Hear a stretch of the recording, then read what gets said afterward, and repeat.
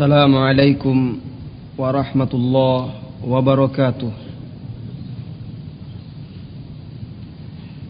إن الحمد لله نحمده ونستعينه ونستغفره ونتوب إليه ونعوذ بالله من شرور أنفسنا وسيئات أعمالنا. من يهده الله فلا مضل له ومن يضلل فلا هادي له. أشهد أن لا إله إلا الله وحده لا شريك له وأشهد أن محمدا عبده ورسوله صلى الله عليه وعلى آله وأصحابه ومن سار على نهجه وتمسك بسنته إلى يوم الدين وسلم تسليما كثيرا. أما بعد، يا أيها الذين آمنوا اتقوا الله حق تقاته ولا تموتن إلا وأنتم مسلمون. يا أيها الناس اتقوا ربكم الذي خلقكم من نفس واحدة وخلق منها زوجها وبث منهما رجالا كثيرا ونساء واتقوا الله الذي تساءلون به والأرحام إن الله كان عليكم رقيبا. يا أيها الذين آمنوا اتقوا الله وقولوا قولا سديدا يصلح لكم أعمالكم ويغفر لكم ذنوبكم ومن يطع الله ورسوله فقد فاز فوزا عظيما. فإن أصدق الحديث كتاب الله وخير الهدي هدي محمد صلى الله عليه وسلم وشر الأمور محدثاتها وكل محدثة بدعة وكل بدعة ضلالة وكل ضلالة في النار. ثم أما بعد، ikhwatal iman, saudara-saudari seiman yang semoga senantiasa dirahmati oleh Allah Subhanahu wa taala. Pagi hari ini kita berkumpul di majelis ilmu yang diberkati biiznillah taala ini untuk membicarakan sebuah pembahasan yang teramat penting dikaji oleh umat Islam karena besarnya hikmah-hikmah dan pelajaran-pelajaran yang terkandung di dalamnya. Kaum muslimin dan muslimat rahimakumullah, musibah demi musibah, ujian silih berganti menerpa umat Islam. Perpecahan, kelemahan terjajah di negeri sendiri, diperangi. Sungguh kondisi yang sangat menyedihkan dan membuat kita menangis. Akan tetapi kaum muslimin dan muslimat rahimakumullah taala, betapapun besarnya musibah yang menimpa kita, yang mendera kaum muslimin, sesungguhnya itu belum seberapa dibandingkan dengan musibah terputusnya wahyu dan terbukanya pintu fitnah dan keburukan dengan wafatnya Rasulullah sallallahu alaihi wasallam. Ya, wafatnya Rasulullah sallallahu alaihi wasallam adalah musibah yang teramat besar, sehingga segala macam musibah akan terasa kecil di hadapan musibah yang sangat besar ini. Oleh karena itu, siapapun di antara kita yang mendapat musibah, maka hendaklah dia menghibur dirinya dengan mengingat musibah wafatnya Rasulullah sallallahu alaihi wasallam. Dari Aisyah radhiyallahu anha annaha qalat beliau berkata, qala Rasulullah sallallahu alaihi wasallam, telah bersabda Rasulullah sallallahu alaihi wasallam, ayyuhan nas, wahai manusia, ayyuma ahadin minan nas, siapapun dari manusia, au minal mu'minin, atau dari kaum mukminin, usiba bi musibatin, yang mendapat musibah, fal yata'azza bi musibatihi bi, maka hendaklah dia menghibur dirinya dengan musibah kematianku atau musibahku. Anil musibati allati tusibuhu bi ghairi, dengan musibah yang menimpanya dengan selainku. Fa inna ahadan min ummati lan yusaba bi musibatin ba'di asyaddu alaihi min musibati, sesungguhnya salah seorang dari umatku tidak akan pernah mendapatkan musibah yang lebih berat, yang lebih besar dari musibah yang menimpa mereka dengan kematian.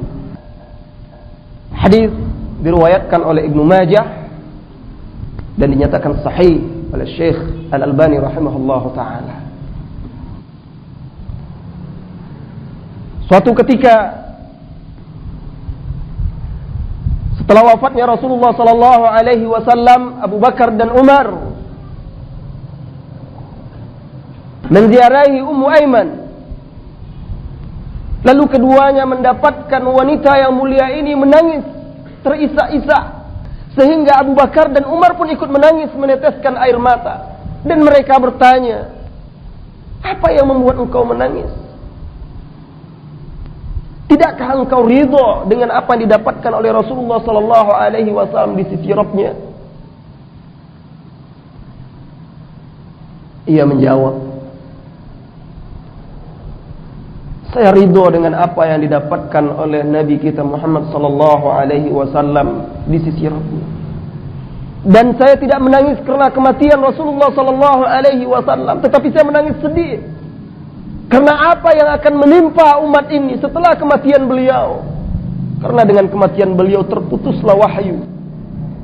Dahulu segala macam problema yang mereka hadapi, mereka langsung datang kepada Rasulullah sallallahu alaihi wasallam. Permasalahan selesai, tuntas.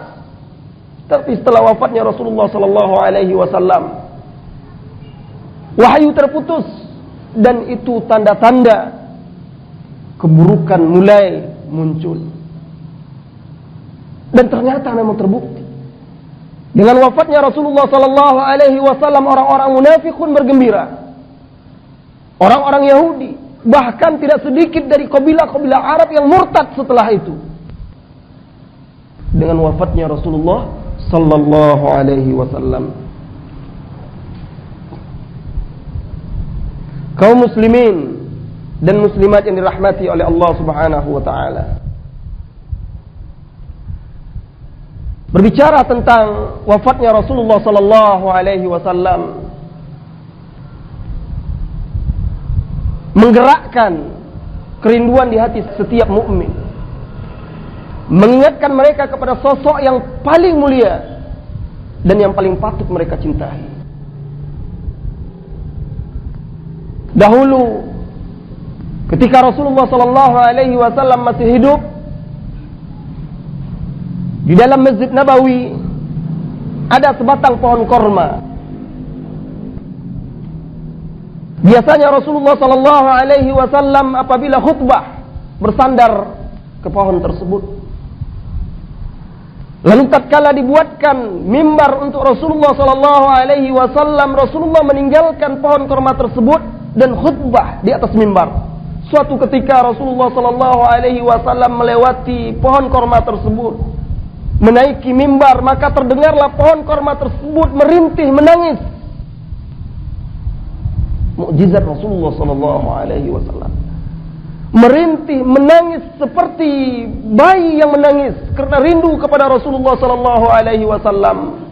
Lalu Rasulullah sallallahu alaihi wasallam turun dari atas mimbar, kemudian merangkul pohon tersebut, dan Rasulullah sallallahu alaihi wasallam bersabda, demi Allah, jikalau aku tidak memeluknya, niscaya dia akan menangis sampai hari kiamat.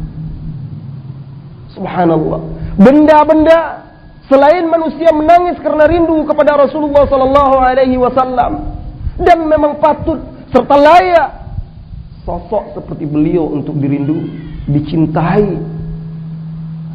Al-Hasan Al-Basri rahimahullahu taala apabila membaca riwayat ini, beliau menangis lalu berkata, sebatang pohon, sebatang kayu rindu dan menangis kepada Rasulullah sallallahu alaihi wasallam. Anda lebih patut dan lebih layak menangis karena rindu kepada Rasulullah sallallahu alaihi wasallam. Allahu akbar. Kaum muslimin yang dirahmati oleh Allah Subhanahu wa taala. Setiap kejadian-kejadian besar biasanya didahului oleh isyarat-isyarat dan tanda-tanda. Begitu juga dengan wafatnya Rasulullah sallallahu alaihi wasallam. Didahului dengan tanda-tanda dan isyarat-isyarat yang mengingatkan kepada kaum muslimin ketika itu bahwa ajal Rasulullah sallallahu alaihi wasallam telah dekat. Tugasnya telah selesai. Tinggallah baginya berzikir, memuji Allah, beristighfar, memohon ampunan, bersiap-siap menemui Rabbnya. Isyarat-isyarat tersebut telah tampak di haji wada, haji perpisahan. Pada tanggal 9 Zulhijjah tahun ke-10 Hijriyah Nabawiyah, Nabiul Huda Al-Mustafa sallallahu alaihi wasallam berdiri. Nabiullah sallallahu alaihi wasallam di dekat Arafah, di atas ontanya yang bernama Qaswa, dan di sekitarnya 40.000 sahabat. Dalam riwayat lain dikatakan 100.000. Ada yang di atas kendaraan, ada yang berdiri, ada yang duduk, sejauh mata memandang. Dan di antara mereka ada Rabi'ah bin Umayyah bin Khalaf yang menyampaikan kata-kata Rasulullah sallallahu alaihi wasallam kepada yang lainnya. Karena ramainya yang hadir ketika Rasulullah sallallahu alaihi wasallam bicara, ada sahabat yang menyampaikan kata-katanya. Rasulullah sallallahu alaihi wasallam di hadapan kaum muslimin ketika itu di Arafah mengumumkan tentang dekatnya ajal beliau. Kata beliau ketika itu, "Ayuhan nas, isma'u qawli, fa inni la adri la'alli la alqakum ba'da ami hadha bi hadzal mawqif abada." Wahai manusia, dengarkan perkataanku. Sesungguhnya aku tidak tahu, bisa jadi aku tidak akan bertemu lagi dengan kalian setelah tahunku ini dan di tempat ini. Isyarat dari Rasulullah sallallahu alaihi wasallam. Kemudian Rasulullah sallallahu alaihi wasallam berwasiat dalam khutbahnya tadi, "Inna dima'akum wa amwalakum haramun alaikum ka hurmati yaumikum hadza." Sesungguhnya darah kalian, harta kalian haram atas kalian untuk dirusak, untuk ditumpahkan seperti haramnya hari ini. Fi syahrikum hadza, di bulan kalian ini, seperti haramnya bulan-bulan haji. Wa fi baladikum hadza, dan di negeri kalian ini, baladul haram, seperti haramnya negeri ini. Ala kullu syai'in min amril jahiliyati tahta qadami mawdu', kata Rasulullah. Rasulullah mengumumkan segala bentuk perkara jahiliyah itu dihapuskan. Kata Rasulullah, ketahuilah, segala sesuatu dari perkara-perkara dan urusan jahiliyah di bawah kakiku ini mawdu', semuanya dibatalkan, semuanya dihapuskan.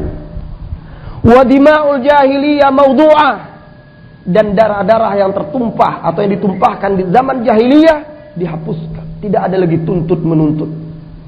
Karena dahulu mereka satu terbunuh, yang lainnya menuntut, maka terjadilah dendam kesumat, saling bunuh-berbunuhan. Rasulullah umumkan seluruh darah yang pernah ditumpahkan di masa jahiliyah semuanya telah dihapus. Tidak ada lagi tuntut menuntut dan tidak ada lagi dendam hari ini. Wa inna awwala damin Ada'u min dima'ina damu ibni Rabi'ah ibn al-Harith. Dan darah pertama yang aku hapuskan adalah darah ibnu Rabi'ah ibn al-Harith. Wa kana mustardi'an fi Bani Sa'din. Rabi'ah ini disusui di Bani Sa'ad. Faqatalathu Huzail. Lalu dia dibunuh oleh suku Huzail. Sehingga suku-sukunya, keluarganya menuntut balas. Lalu Rasulullah SAW hapuskan dendam kesumat di antara mereka. Kemudian Rasul SAW melanjutkan waribal jahiliyati maudhu. Dan riba jahiliyah itu semuanya musnah, dihapuskan. Wa awwalu riban adha'u min ribana. Dan riba pertama dari riba-riba kita yang saya musnahkan, riba Abbas ibni Abdul Muttalib. Riba Al-Abbas ibni Abdul Muttalib, pamannya sendiri. Itu yang pertama dihapuskan oleh Rasulullah SAW. Karena di zaman jahiliyah Al-Abbas menghutangkan orang, kemudian membungakan hutang tersebut bersama Khalid bin Walid. Fa innahu mawdu'un kulluhu. Sesungguhnya seluruhnya telah dihapuskan. Fattaqullaha fin nisa. Bertakwalah kalian. Takutlah kalian kepada Allah tentang wanita, dalam urusan wanita. Fa innakum akhadtumuhunna bi amanatillah. Sesungguhnya kalian mengambil wanita dengan amanah Allah. Wastahlaltum furujahunna bi kalimatillah. Dan kalian menghalalkan kemaluannya dengan kalimat Allah, artinya dengan pernikahan yang sah, dengan perjanjian dengan nama Allah Subhanahu wa taala. Walakum alaihinna, dan kalian memiliki hak atas mereka. An la yuti'na furashakum ahadan takrahunahu. Kalian memiliki hak atas mereka agar mereka tidak melakukan skandal, tidak melakukan penyimpangan-penyimpangan dengan seseorang yang kalian tidak menyukainya, yang tidak kalian ridhai. Fa in fa'alna dzalika fadribuhum darban ghaira mubarrah. Jika mereka melakukan hal tersebut, pukullah mereka dengan pukulan yang tidak membahayakan. Walahunna alaikum rizqahunna wa kiswatahunna bil ma'ruf. Dan mereka, istri-istri kalian, wanita-wanita kalian memiliki hak agar kalian memberi mereka rezeki, nafkah, memberikan mereka pakaian dengan cara yang wajar, bil ma'ruf. Lalu Rasulullah SAW melanjutkan, wa qad taraktu fikum ma lan tadillu ba'dahu in i'tasamtum bih. Kitab Allah. Dan sungguh aku telah tinggalkan kepada kalian, kalian tidak akan tersesat selama-lamanya jika kalian berpegang teguh dengannya, yaitu kitab Allah. Wa antum tus'aluna anni, dan kalian nanti akan ditanya tentangku di hari kiamat. Fama antum qailun, apa yang akan kalian katakan? Kaum muslimin yang hadir ketika itu antara 40.000 sampai 100.000 orang, semuanya menjawab, nashhad, kami bersaksi ya Rasulullah, annaka qad balagta wa addaita wa nasahta, bahwasanya engkau ya Rasulullah, engkau telah menyampaikan risalah ini, engkau telah menunaikan amanah, dan engkau telah menasihati umat. Faqal bi asba'ihi sababa yarfa'uha ila as-sama'. Kemudian Rasulullah SAW mengangkat telunjuknya, kemudian mengarahkannya kepada manusia yang hadir ketika itu seraya berkata, Allahumma syhad, Allahumma syhad, ya Allah saksikanlah ya Allah. Allahumma syhad, ya Allah persaksikanlah. Setelah Rasulullah SAW selesai menyampaikan khutbah tersebut, turunlah firman Allah Subhanahu wa taala, Al-yawma akmaltu lakum dinakum wa atmamtu alaikum ni'mati wa raditu lakumul Islam madina. Al-Maidah ayat 3. Turun ketika itu ayat yang menjelaskan tentang kesempurnaan agama ini, yang menegaskan bahwasanya Rasulullah telah menyelesaikan amanah ini, menyampaikan risalah. Beliau telah sungguh-sungguh berjihad, telah menasihati ummah, tugasnya telah selesai dengan kesempurnaan agama ini. Al-yawma, hari ini, kata Allah, akmaltu lakum dinakum, telah aku sempurnakan bagi kalian agama kalian. Wa atmamtu alaikum ni'mati, telah aku sempurnakan pula atas kalian nikmatku, serta aku ridhai Islam sebagai agama kalian. Tatkala Umar ibn Khattab radhiyallahu an mendengar ayat ini diturunkan kepada Rasulullah sallallahu alaihi wasallam, beliau menangis. Lalu ditanyakan kepadanya, "Ma yubki?" Apa yang membuat engkau menangis ya Umar? Subhanallah. Umar yang terkenal keras dan tegas, hatinya luluh karena dia memahami maksud ayat tersebut. Apa kata beliau ketika ditanya, kenapa engkau menangis? Beliau menjawab, innahu laisa ba'dal kamali illa nuqsan. Sesungguhnya tiadalah setelah kesempurnaan melainkan kekurangan. Maksudnya setelah sempurna maka akan kembali kepada kekurangan-kekurangan. Kekurangan yang dimaksud dengan diwafatkannya Rasulullah sallallahu alaihi wasallam. Ini fikih Umar bin Khattab radhiyallahu anhu. Dia merasakan bahwa itu adalah tanda-tanda isyarat Rasulullah sallallahu alaihi wasallam akan meninggalkan mereka sehingga beliau menangis. Kaum muslimin yang dirahmati oleh Allah Subhanahu wa taala. Dengan khutbah yang singkat ini, khutbah yang sangat dalam dan sangat bermakna, Rasulullah sallallahu alaihi wasallam telah menetapkan kaidah-kaidah Islam. Beliau telah meruntuhkan kaidah-kaidah syirik dan jahiliyah.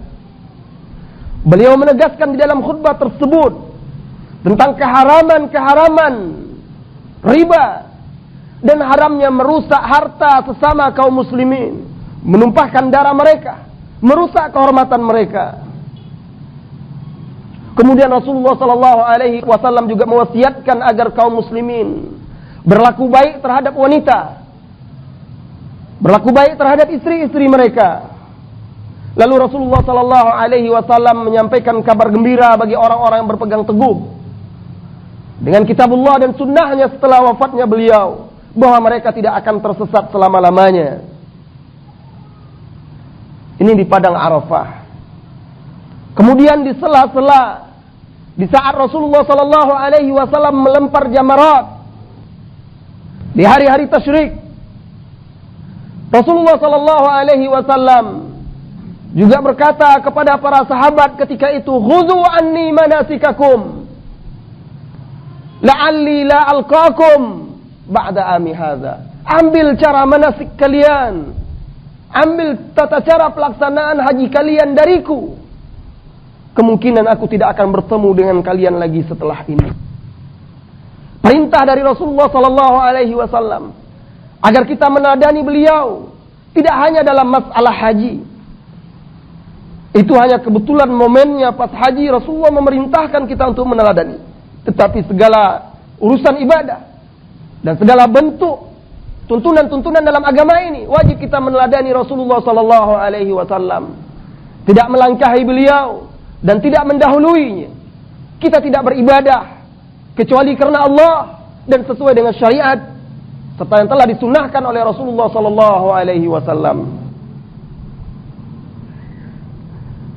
Kemudian begitu juga di Yauman Nahar, ketika hari penyembelihan tanggal 10 Zulhijjah, tatkala waktu duha semakin meninggi,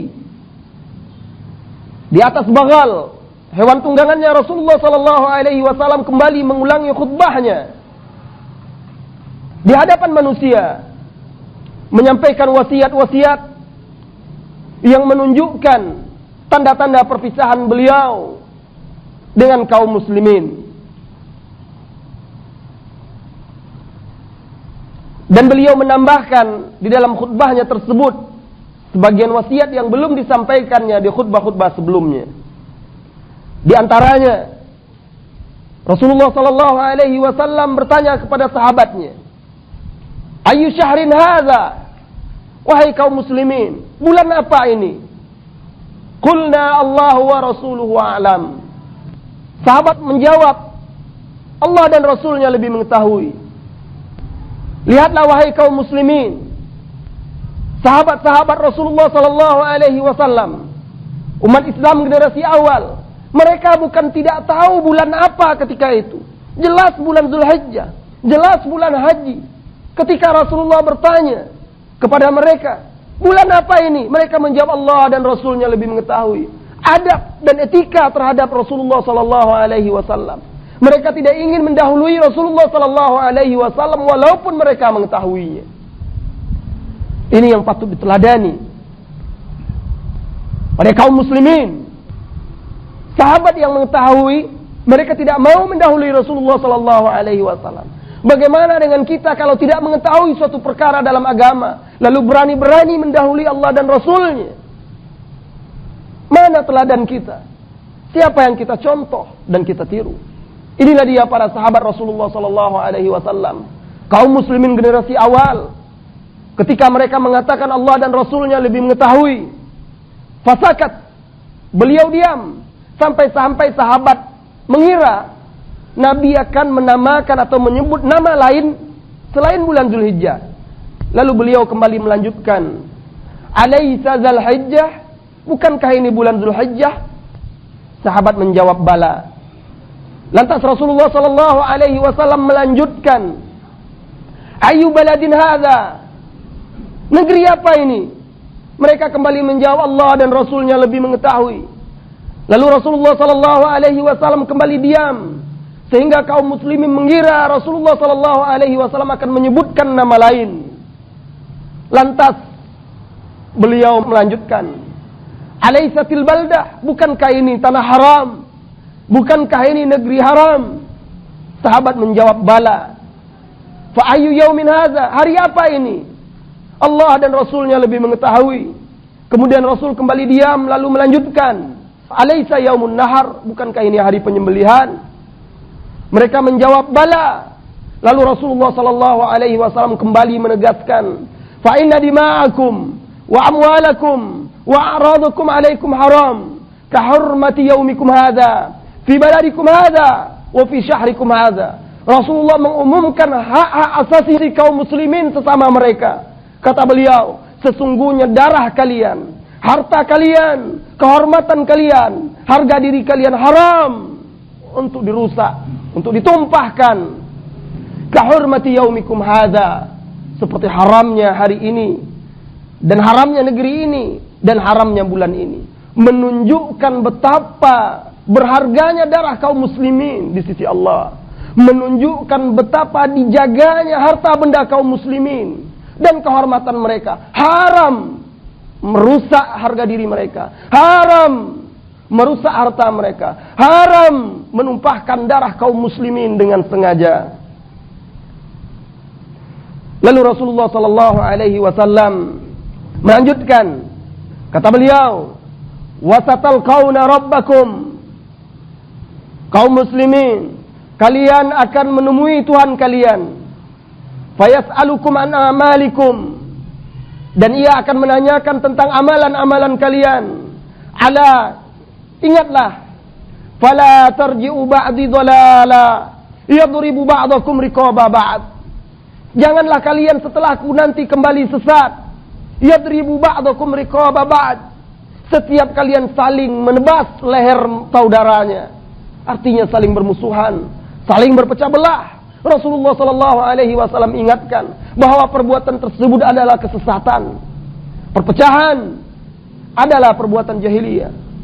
Dendam kesumat, saling bermusuhan, saling berbunuh-bunuhan adalah perbuatan jahiliyah yang telah dihapuskan oleh Rasulullah sallallahu alaihi wasallam, dan beliau ingatkan di hari itu. Kaum muslimin, agama ini telah sempurna. Syariat ini telah disempurnakan oleh Allah Subhanahu wa taala, sehingga adab dan etika semuanya telah diajarkan oleh Rasulullah sallallahu alaihi wasallam. Ini sebagian isyarat-isyarat tentang dekatnya ajal Rasulullah sallallahu alaihi wasallam. Isyarat-isyarat lain yang menunjukkan dekatnya ajal Rasulullah sallallahu alaihi wasallam, tatkala Rasulullah sallallahu alaihi wasallam mengutus Mu'adz bin Jabal ke Yaman, seorang pemuda Islam yang akan dikirim berdakwah ke negeri Yaman. Tatkala Rasulullah sallallahu alaihi wasallam melepasnya, Rasulullah sallallahu alaihi wasallam berkata kepadanya, "Ya Mu'adz, wahai Mu'adz, suatu saat engkau akan melewati masjid dan kuburanku." Mendengar perkataan Rasulullah sallallahu alaihi wasallam tadi, Mu'adz bin Jabal menangis dan dia merasakan tidak akan bertemu dengan Rasulullah sallallahu alaihi wasallam lagi. Dan memang benar, Mu'adz setelah kepulangan dari Yaman tidak lagi bertemu dengan Rasulullah sallallahu alaihi wasallam, melainkan bertemu dengan masjid dan kuburannya. Beliau menangis terisak-isak. Orang yang dicintainya, orang yang sangat dikasihinya, orang yang sangat dimuliakan dan dihargainya, menyampaikan kata-kata perpisahan kepadanya. Subhanallah. Patut bagi kaum muslimin untuk menangisi musibah ini. Diriwayatkan setelah wafatnya Rasulullah sallallahu alaihi wasallam, sebelum Rasulullah sallallahu alaihi wasallam dikuburkan, Bilal bin Rabah mengumandangkan azan di Masjid Nabawi. Tatkala beliau mengucapkan asyhadu an la ilaha illallah wa asyhadu anna Muhammadar Rasulullah, maka hiruk pikuk masjid dipenuhi oleh tangisan. Kaum muslimin menangis, teringat Rasulullah sallallahu alaihi wasallam. Akhirnya setelah Rasulullah sallallahu alaihi wasallam dikuburkan, Bilal tidak pernah lagi mengumandangkan azan. Bilal tidak lagi mengumandangkan azan karena dia tidak tahan teringat Rasulullah sallallahu alaihi wasallam. Semakin dekatnya ajal Rasulullah sallallahu alaihi wasallam. Setelah kepulangan beliau sallallahu alaihi wasallam dari menunaikan haji, perpisahan dengan kaum muslimin, Hajjatul Wada, di bulan Safar tahun ke-11 Hijriah, Rasulullah sallallahu alaihi wasallam keluar menziarahi pekuburan Uhud, tempat para kaum muslimin yang gugur di medan perang Uhud dimakamkan. Beliau mengunjungi mereka seperti seseorang yang akan berpisah. Beliau mendoakan mereka, kemudian beliau kembali ke rumahnya. Kemudian pada tanggal 29 bulan Safar, di malam hari, Rasulullah sallallahu alaihi wasallam berkata kepada maulahnya, bekas budak yang telah dimerdekakannya, yang bernama Abu Muwaihibah. Rasul bersabda, "Ya Aba Muwaihibah, inni qad umirtu an astaghfira li ahli al-baqi, fantalik ma'i." Beliau membangunkan Abu Muwaihibah. "Wahai Abu Muwaihibah, aku diperintahkan untuk beristighfar. Aku diperintahkan agar beristighfar untuk ahlul baqi. Mari pergi bersamaku." Lalu pergilah Abu Muwaihibah radhiyallahu anhu menemani Rasulullah sallallahu alaihi wasallam. Sesampainya di Baqi, keduanya berdiri. Kemudian Rasulullah sallallahu alaihi wasallam mengucapkan, "Assalamualaikum ya ahlal makabir. Liyuhanni lakum ma asbahtum fihi mimma asbahan nas fihi. Aqbalatil fitan ka qita'il lail muslim. Yatba'u akhiruha awwalaha.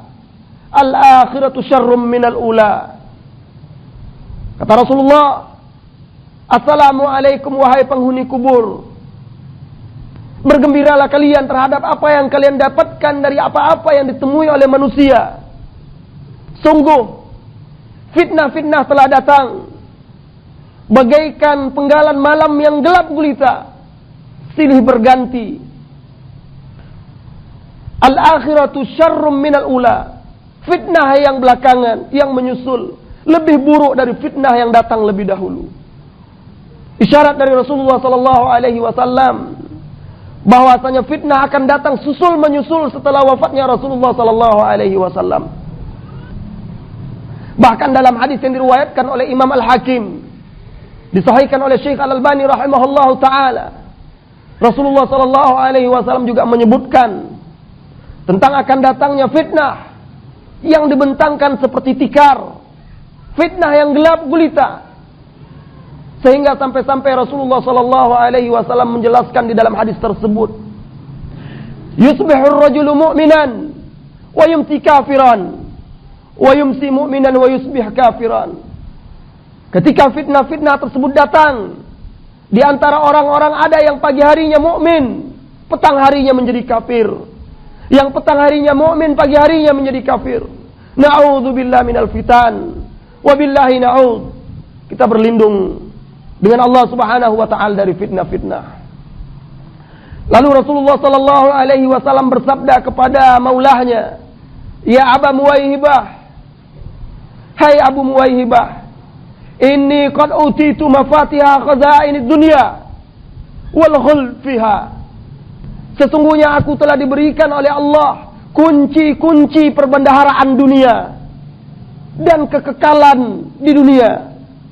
Summal jannah, kemudian masuk surga. Fakhuyyirtu baina dzalika wa baina liqa'i rabbi wal jannah. Lalu Allah memberikan pilihan kepadaku antara perbendaharaan dunia dan surga, serta antara bertemu dengan Rabbku, Tuhanku, dan surga. Spontan, belum lagi Rasulullah menuntaskan kata-katanya, Aba Muwaihibah segera berkata, memotong perkataan Rasulullah sallallahu alaihi wasallam, mendorong Rasulullah memilih dunia kemudian surga. Bi abi anta wa ummi, bapak ibuku sebagai tebusanmu hai Rasulullah. Khudh mafatihah khazainid dunya tumal jannah wal khuld fiha tumal jannah. Wahai Rasulullah, ambil kunci-kunci perbendaharaan dunia, kekal di atasnya, kemudian engkau masuk surga. Apa jawab Rasulullah sallallahu alaihi wasallam? La, walakin, tidak demikian. Akan tetapi keinginan Rasulullah sallallahu alaihi wasallam hidup di dunia sebatas menyampaikan risalah Allah, sebatas menunaikan amanah, dan beliau telah menunaikannya. Beliau telah menyampaikannya, meninggalkan umat ini dalam keadaan terang benderang. Lailuha kanahariha, sebagaimana dalam hadis, la yazighu anha illa halik. Malamnya bagaikan siang. Agama ini telah jelas, telah tuntas. Tidak ada yang menyimpang darinya melainkan orang-orang yang binasa. Apa kata Rasulullah sallallahu alaihi wasallam? La wallahi ya Aba Muwaihibah. Tidak. Demi Allah wahai Abu Muwaihibah, laqad ikhtartu liqa'a Rabbi wal jannah. Aku telah memilih bertemu dengan Rabbku dan surga. Ini juga tanda-tanda dan isyarat semakin dekatnya ajal Rasulullah sallallahu alaihi wasallam. Kemudian beliau beristighfar untuk ahlul baqi. Setelah itu beliau pulang menuju rumah Aisyah radhiyallahu anha. Di tengah jalan beliau merasakan sakit di kepalanya dan panas di tubuhnya, sehingga sahabat Rasulullah sallallahu alaihi wasallam melihat dan merasakannya dari ikat kepala Rasulullah sallallahu alaihi wasallam. Tatkala sampai di rumah Aisyah radhiyallahu anha, beliau mendapatkan Aisyah radhiyallahu anha berbaring di dekat pintu di atas bantal, seraya berkata, "Wa ra'sah, duhai kepalaku. Wa ra'sah, duhai kepalaku."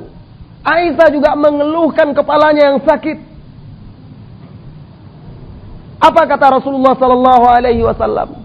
Tatkala Rasulullah melihat Aisyah radhiyallahu anha mengeluhkan kepalanya yang sakit, beliau bersabda, "Ana wallahi ya Aisyah wa ra'sah."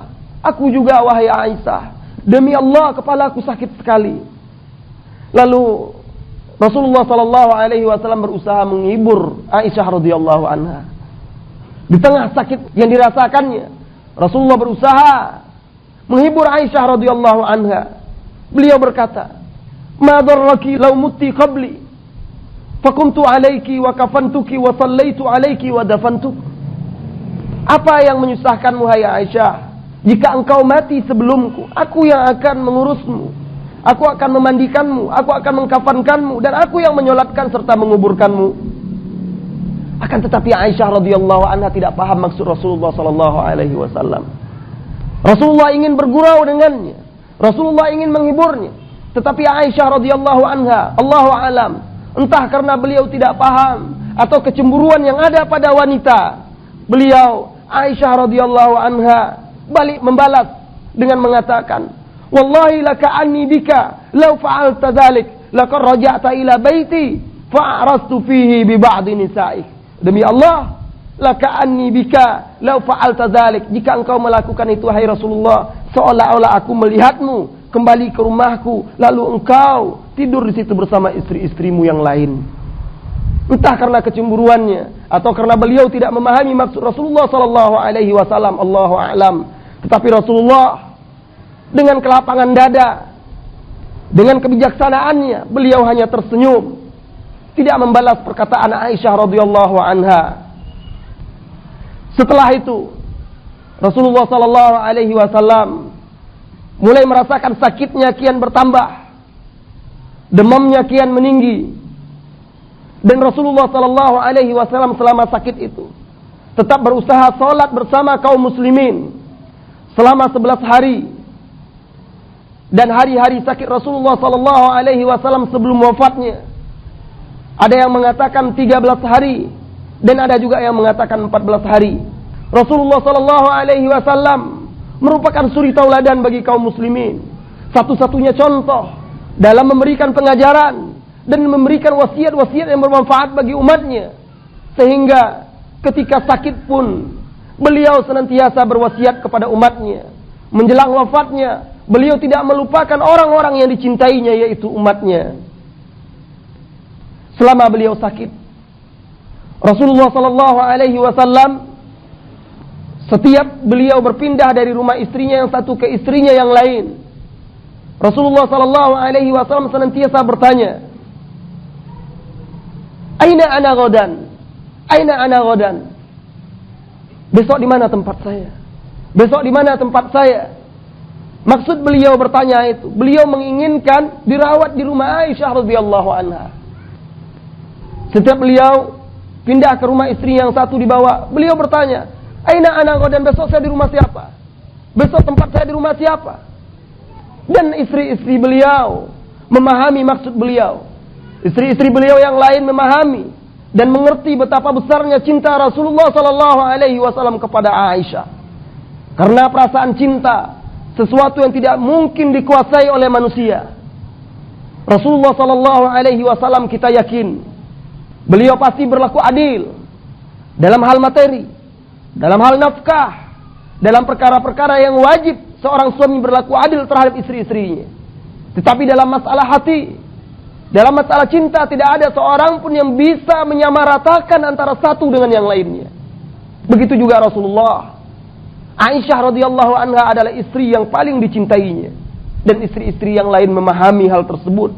Oleh karena itu, mereka mengizinkan Rasulullah sallallahu alaihi wasallam untuk dirawat di rumah Aisyah.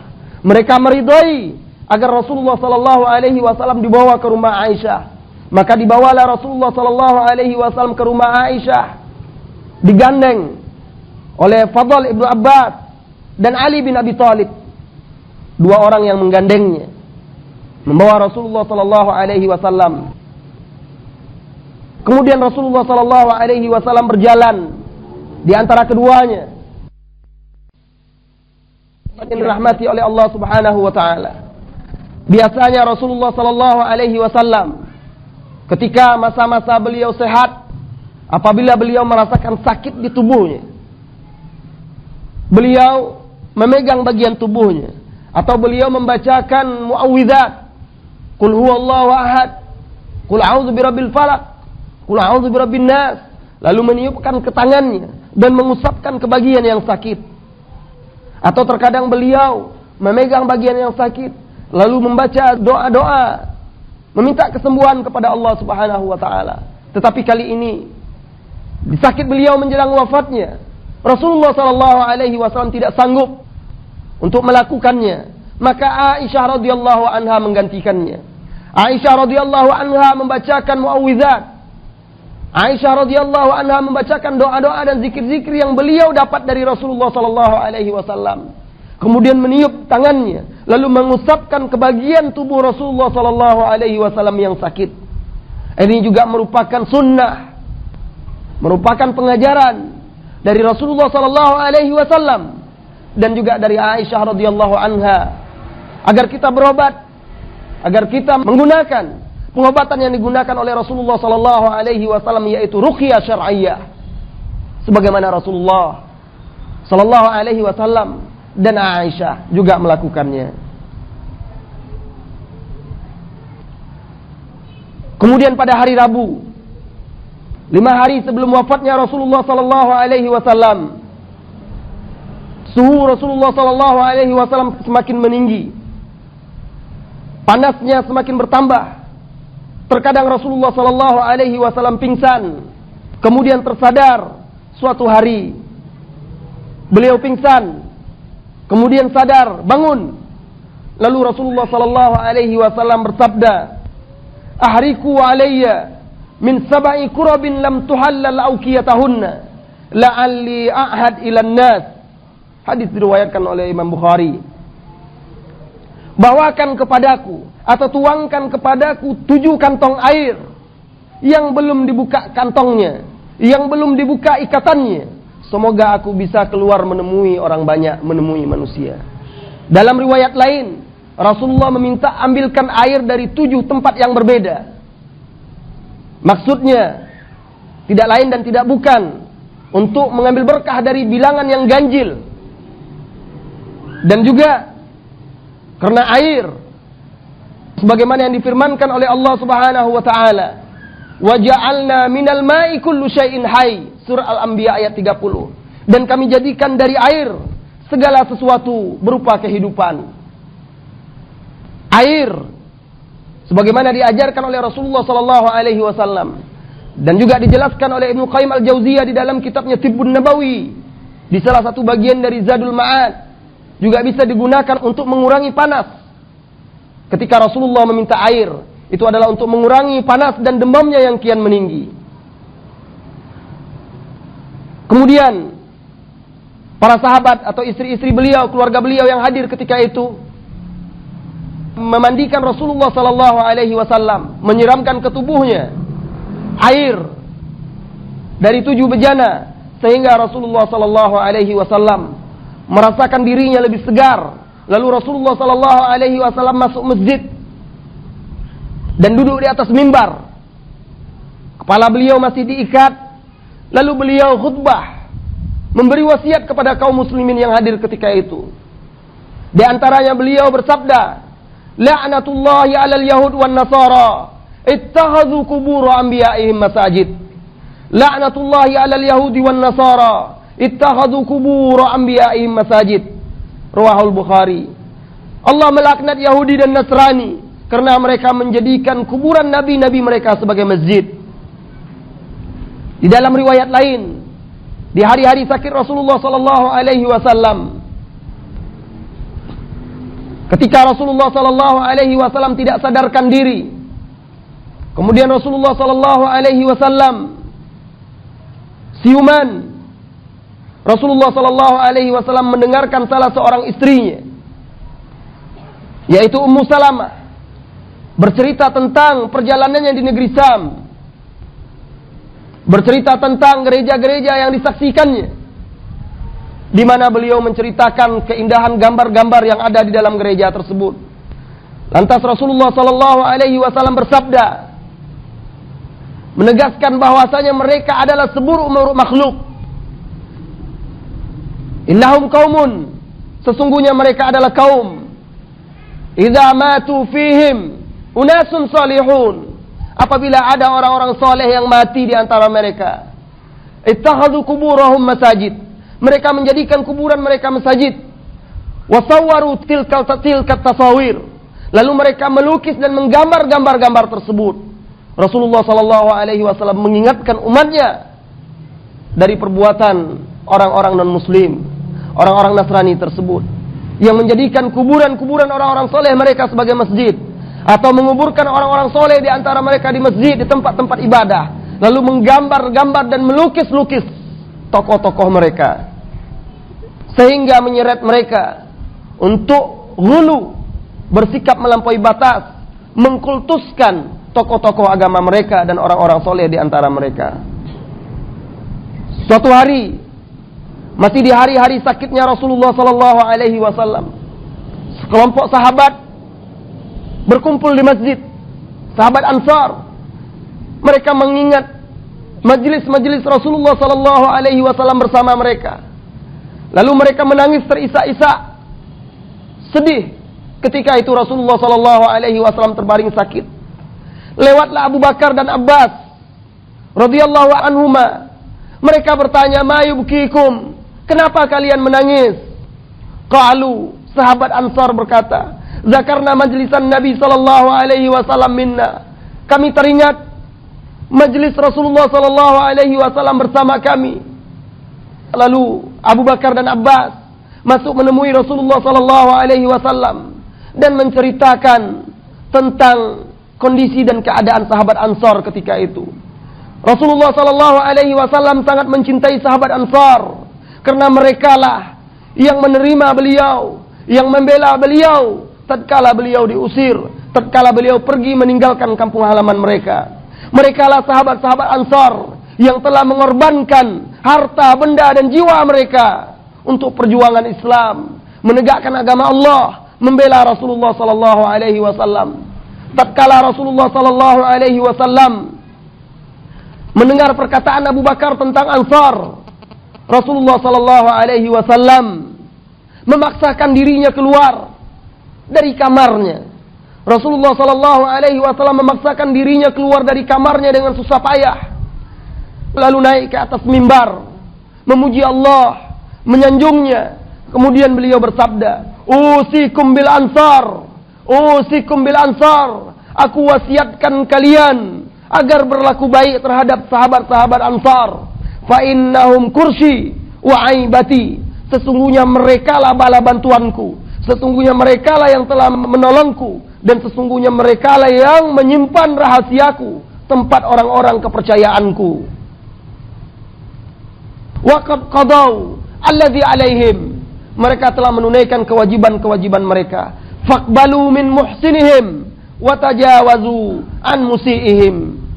Terimalah yang orang-orang baik di antara mereka, dan maafkanlah yang berlaku salah di antara mereka. Hadis sahih diriwayatkan oleh Imam Al-Bukhari.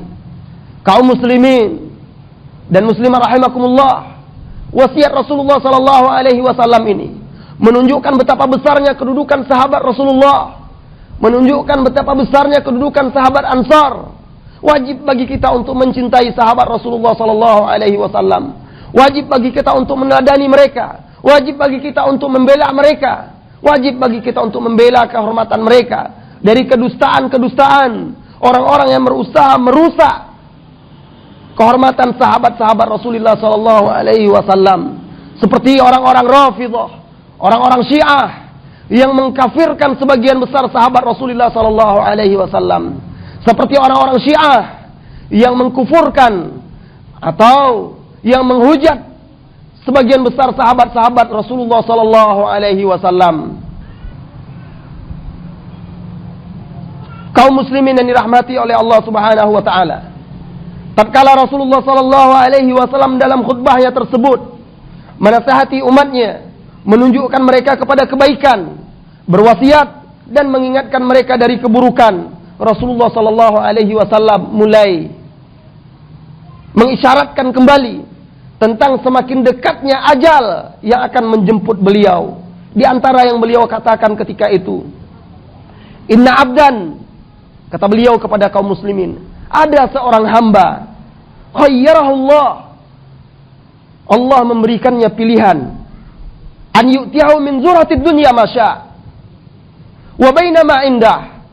Allah memberikan pilihan kepada hamba ini antara perhiasan dunia, apapun yang dia inginkan, dan antara apa yang ada di sisi Allah.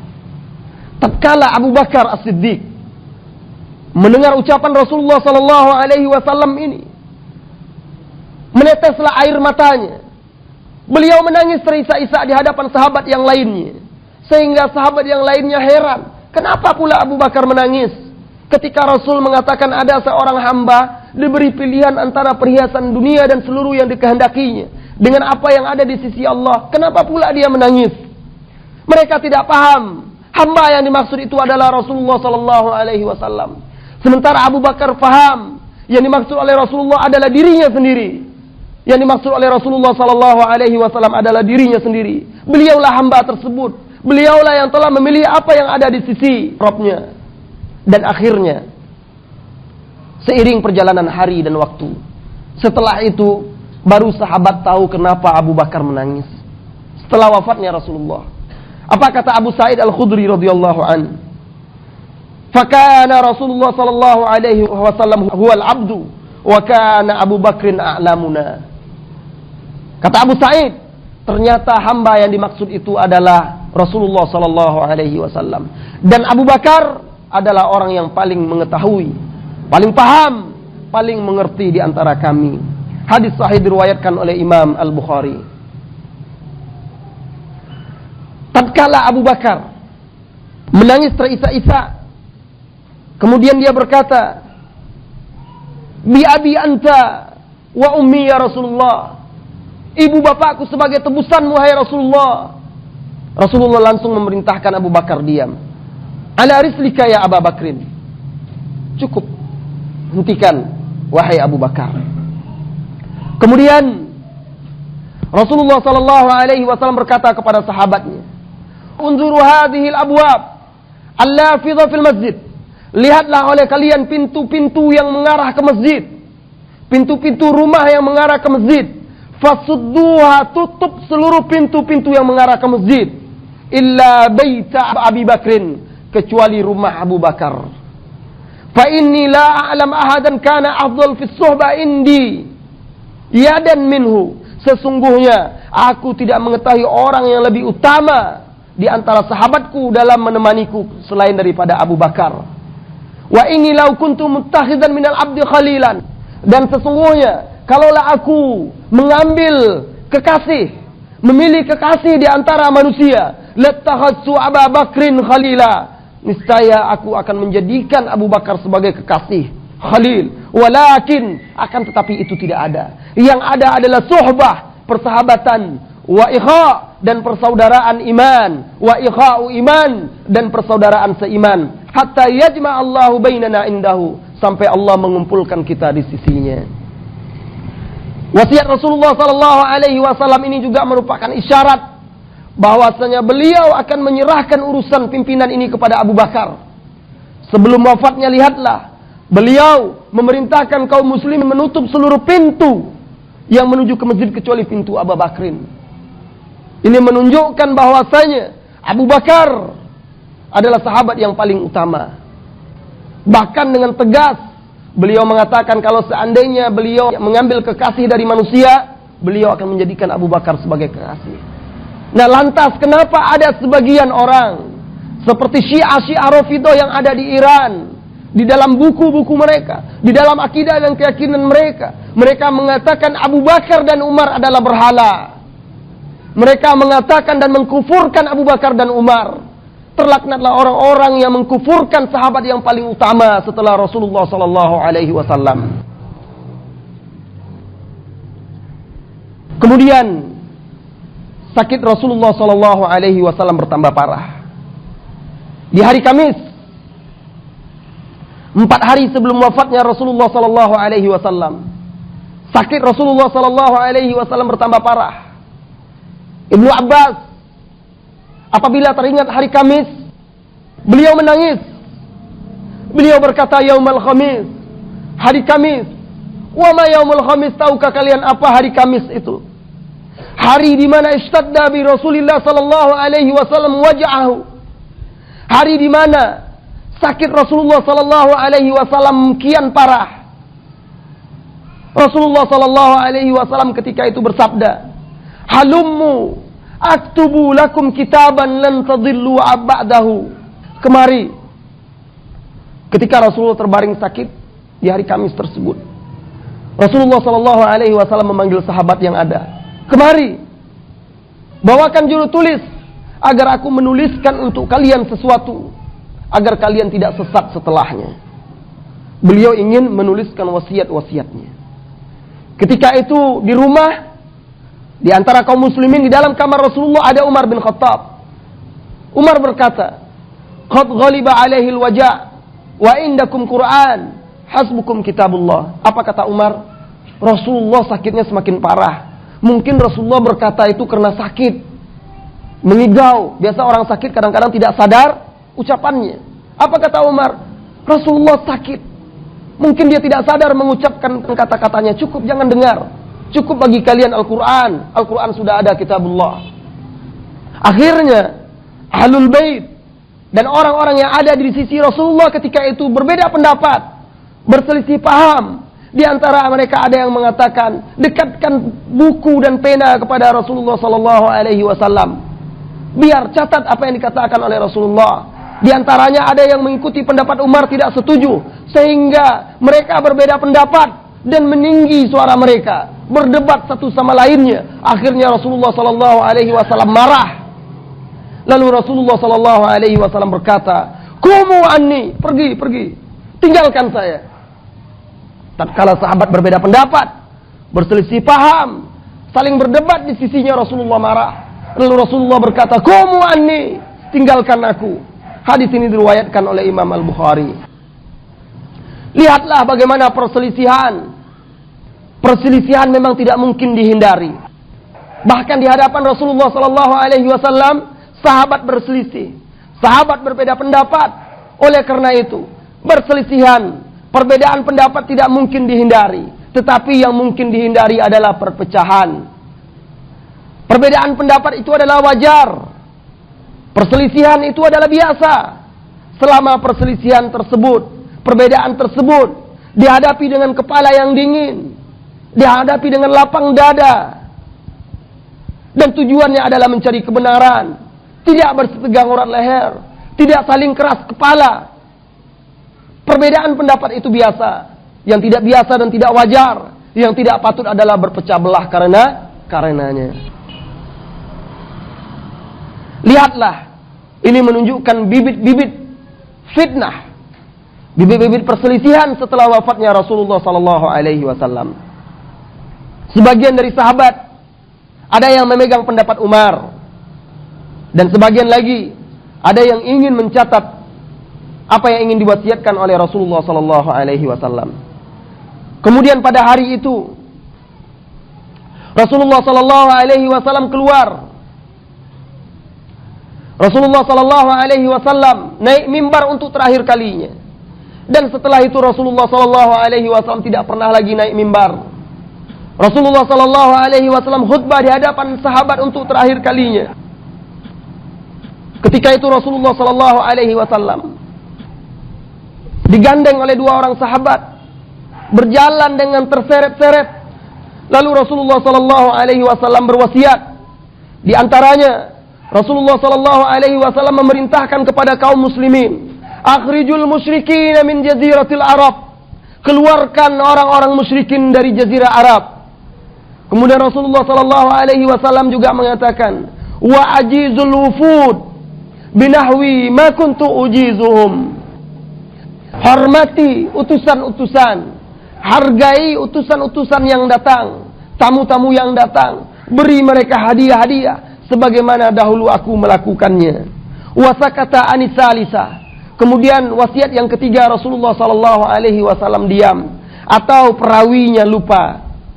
Hadis ini diriwayatkan oleh Imam Bukhari. Kemudian Rasulullah sallallahu alaihi wasallam di atas mimbar di hadapan manusia. Rasulullah sallallahu alaihi wasallam di atas mimbar di hadapan manusia untuk mengembalikan hak-hak manusia. Di hadapan para sahabatnya, Rasulullah sallallahu alaihi wasallam bersabda, barang siapa yang harta bendanya pernah aku ambil, maka silahkan dia hari ini mengambil kembali hartanya dariku. Barang siapa yang pernah aku sakiti, barang siapa yang pernah aku pukul, maka silahkan dia mengkisasku hari ini. Subhanallah. Di hadapan para sahabat, di tengah sakitnya Rasulullah sallallahu alaihi wasallam, Rasulullah sallallahu alaihi wasallam masih ingin mengembalikan hak-hak manusia. Ketika itu sahabat Rasulullah sallallahu alaihi wasallam semuanya tertunduk, menangis. Siapa yang akan tega menuntut Rasulullah sallallahu alaihi wasallam?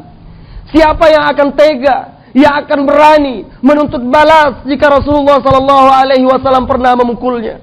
Tiba-tiba dalam isak tangis sahabat Rasulullah sallallahu alaihi wasallam ketika itu, suasana yang sangat mencekam, yang sangat mengharukan.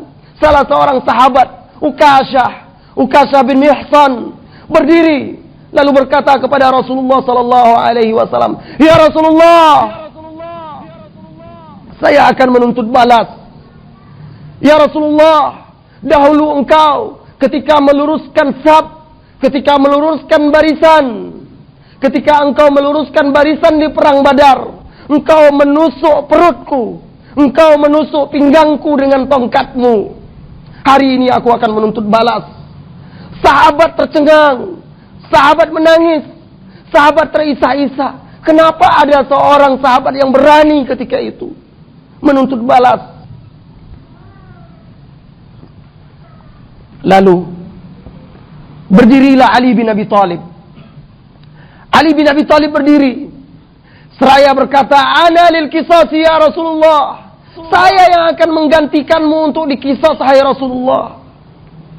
Saya yang akan menggantikanmu untuk dikisas, ya Rasulullah. Begitulah para sahabat. Mereka akan mengorbankan diri mereka. Bahkan mereka akan mengorbankan jiwa raga mereka. Menjadikan diri mereka sebagai tameng bagi Rasulullah sallallahu alaihi wasallam. Tetapi Rasulullah sallallahu alaihi wasallam tidak mengizinkan Ali. Lalu memerintahkan Ukasyah untuk maju. Majulah Ukasyah radhiyallahu anhu. Lalu Rasulullah memberikan tongkat yang dulu dia menusuk perut Ukasyah dengannya. Kemudian Ukasyah berkata, "Ya Rasulullah sallallahu alaihi wasallam, dahulu ketika engkau menusuk perutku, aku tidak memakai baju. Maka juga aku akan menusuk perutmu tanpa alas satupun." Subhanallah. Maka ketika itu Rasulullah menyingkap bajunya sehingga tampak kulit Rasulullah sallallahu alaihi wasallam. Maka selangkah demi selangkah Ukasyah maju ke mimbar. Lalu tiba-tiba Ukasyah radhiyallahu anhu memeluk Rasulullah sallallahu alaihi wasallam, menempelkan pipinya ke kulit Rasulullah sallallahu alaihi wasallam. Lalu terisak-isak menangis, mengatakan, "Diriku tebusan untukmu wahai Rasulullah. Diriku tebusan untukmu wahai Rasulullah. Siapa yang akan berani menuntut balas? Siapa yang akan berani mengkisas Rasulullah sallallahu alaihi wasallam?" Beliau Ukasyah hanya ingin memeluk Rasulullah sallallahu alaihi wasallam di hari-hari terakhirnya. Beliau hanya ingin memeluk orang yang paling mulia, orang yang paling dicintai, orang yang akan ditebusnya jika itu bisa dengan dirinya. Masjid ketika itu penuh dengan tangisan. Semuanya menangis sedih, semuanya terisak-isak orang yang mereka cintai dalam keadaan seperti itu. Kemudian Rasulullah sallallahu alaihi wasallam melanjutkan, "Siapa di antara kalian yang hartanya pernah saya ambil, maka silahkan hari ini mengambilnya. Sebelum datang hari yang tidak ada lagi dirham, tidak bisa lagi ada untuk mengembalikannya." Kemudian berdiri seseorang mengingatkan Rasulullah sallallahu alaihi wasallam kalau Rasulullah dahulu pernah memakai hartanya sedikit. Kemudian Rasulullah memerintahkan Ali bin Abi Thalib untuk mengambil uang beberapa dirham untuk mengembalikan harta tersebut. Setelah itu Rasulullah sallallahu alaihi wasallam kembali ke kamarnya dan tirai pun ditutup. Setelah itu Rasulullah sallallahu alaihi wasallam tidak pernah lagi naik ke atas mimbar. Suatu hari menjelang wafatnya, Rasulullah sallallahu alaihi wasallam ketika itu berbaring di atas tempat tidurnya. Tiba-tiba beliau mendengar suara Bilal mengumandangkan azan untuk salat Isya di malam Jumat. Allahu Akbar, Allahu Akbar. Dan tatkala kumandang azan selesai, Rasulullah sallallahu alaihi wasallam menoleh kepada Aisyah radhiyallahu anha seraya berkata, "Da'u lima fil mikhdab." Ambilkan saya air. Lalu Aisyah radhiyallahu anha berkata, "Fafa'alna," lalu kami mengambilkan air untuknya. Faghtasala, kemudian Rasulullah sallallahu alaihi wasallam mandi. Fadhahaba liyanu, kemudian beliau setelah mandi berusaha bangkit untuk keluar salat bersama manusia, bersama kaum muslimin. Tiba-tiba beliau pingsan, tidak kuat. Kemudian beliau siuman kembali. lalu bertanya kepada Aisyah radhiyallahu anha, lalu bertanya kepada yang ada di sisinya, "Asallan nas?" Apakah manusia telah salat? Maka orang yang ada di sekitarnya berkata, "La ya Rasulullah, wa hum yantazirunak." Belum wahai Rasulullah, mereka menantimu wahai Rasulullah sallallahu alaihi wasallam. Lalu Rasulullah kembali meminta air, kemudian mandi, menyiram tubuhnya, berwudu dan berusaha untuk bangkit. Kemudian Rasulullah sallallahu alaihi wasallam jatuh dan pingsan kembali. Kemudian beliau siuman, bertanya kembali, "Apakah manusia telah salat?" "Belum ya Rasulullah, mereka masih menantimu." Lalu Rasulullah mengulangi kembali, mandi, kemudian berwudu, membasahi tubuhnya, lalu pingsan, dan begitu seterusnya. Rasulullah tidak lagi sanggup untuk keluar salat memimpin kaum muslimin. Subhanallah. Lihatlah wahai kaum muslimin dan muslimat, Habibuna, kekasih kita, Al-Mustafa, Rasulullah sallallahu alaihi wasallam. Dalam keadaan seperti itu beliau masih berusaha untuk keluar salat berjamaah bersama kaum muslimin. Lihatlah wahai kaum muslimin dan muslimat, bagaimana Rasulullah sallallahu alaihi wasallam mementingkan salat. Dan memang di hari-hari sakitnya tersebut, di antara wasiat yang disampaikan oleh Rasulullah sallallahu alaihi wasallam, beliau mengucapkan, "As-shalah wa ma malakat aymanukum. As-shalah wa ma malakat aymanukum. As-shalah wa ma malakat aymanukum." Ingatlah salat, jagalah salat. Beliau ulangi sampai 3 kali, menunjukkan betapa pentingnya salat dalam kehidupan manusia. Alangkah meruginya orang-orang yang bersaksi tiada yang patut diibadati selain Allah, orang-orang yang bersaksi bahwasanya Muhammad Rasulullah, lalu dia tidak mengerjakan salat, lalu dia meninggalkan salat yang merupakan tiang agamanya.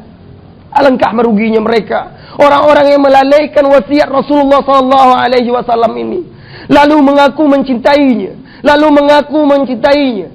mengaku memuliakannya, hanya sekedar sekali setahun dengan memperingati dan merayakan hari lahirnya, melalaikan wasiat-wasiatnya. Di manakah cinta kita kepada Rasulullah? Di manakah pemuliaan kita? Di manakah penghargaan kita terhadap Rasulullah sallallahu alaihi wasallam? Sementara kita tidak menunaikan wasiatnya ini.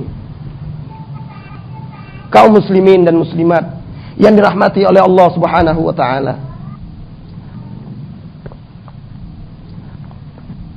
tatkala Rasulullah sallallahu alaihi wasallam tidak lagi sanggup keluar untuk memimpin manusia salat, beliau bersabda, "Muru Abu Bakrin falyusalli bin nas." Kata beliau, perintahkan Abu Bakar untuk salat memimpin manusia. Ini juga sebuah isyarat bahwasanya Abu Bakar diserahkan oleh Rasulullah untuk memimpin kaum muslimin setelah dia. Karena ketika itu seorang pemimpin sekaligus yang memimpin mereka dalam salat.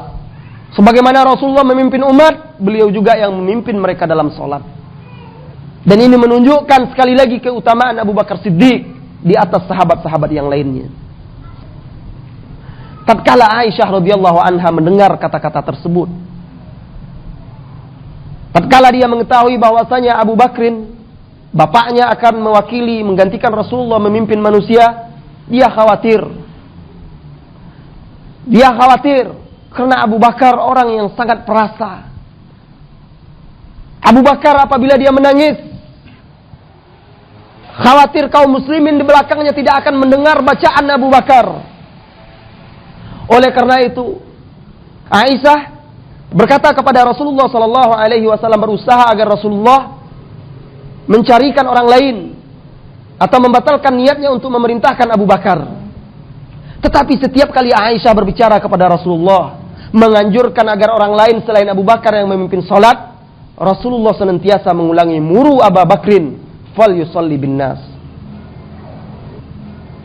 Tatkala Aisyah melihat pendirian Rasulullah sallallahu alaihi wasallam sudah teguh untuk memerintahkan Abu Bakar memimpin kaum muslimin, Aisyah mencari-cari alasan, lalu berkata kepada Rasulullah, "Ya Rasulullah, inna Abu Bakrin rajulun asyaf."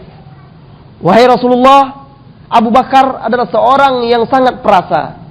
Wa innahu mata yakumu maqamak la yasma'un nas. Kalau dia berdiri di posisimu, manusia tidak akan bisa mendengar bacaannya karena tangisannya. Falau amarta Umar, andai kata engkau memerintahkan Umar yang memimpin manusia. Akhirnya, karena mereka, Aisyah dan juga istri yang lainnya Hafsah, terus menerus berusaha untuk mengalihkan Rasulullah sallallahu alaihi wasallam. Akhirnya Rasulullah berkata kepada mereka, "Mah, diam. Mah, cukup. Inna kunna la antunna sawahiba Yusuf." Kalian ini betul-betul persis seperti perempuan-perempuan dahulu yang mengelabui Yusuf. Maksudnya memang perempuan ini seperti itu. Tidak pernah putus asa, berusaha untuk mengalihkan keinginan laki-laki.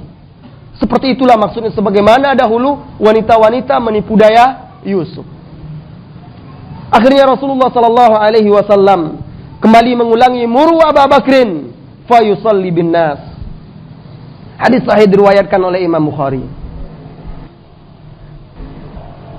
Kemudian hari Jumat dan hari Sabtu dan seterusnya sampai hari Senin wafatnya Rasulullah sallallahu alaihi wasallam, Abu Bakarlah yang memimpin kaum muslimin salat. Pada hari Ahad, Rasulullah sallallahu alaihi wasallam merasakan dirinya agak ringan, agak enteng. Waktu itu salat zuhur, maka keluarlah Rasulullah sallallahu alaihi wasallam diapit oleh dua orang sahabat dengan menyeret-nyeret kakinya di bumi karena sudah tidak kuat lagi untuk menopang badannya. Sementara Abu Bakar sedang salat bersama kaum muslimin. Tatkala Abu Bakar melihat Rasulullah sallallahu alaihi wasallam muncul karena kamar Aisyah radhiyallahu anha, pintunya itu adalah di depan, sehingga kalau Rasulullah keluar, kaum muslimin pasti melihatnya di saf terdepan, sama dengan sebaris dengan saf terdepan.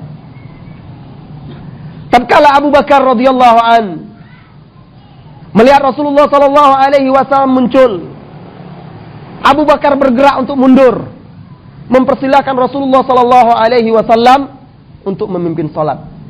Tetapi Rasulullah sallallahu alaihi wasallam memberi isyarat agar Abu Bakar tidak usah mundur dan tetap di tempatnya.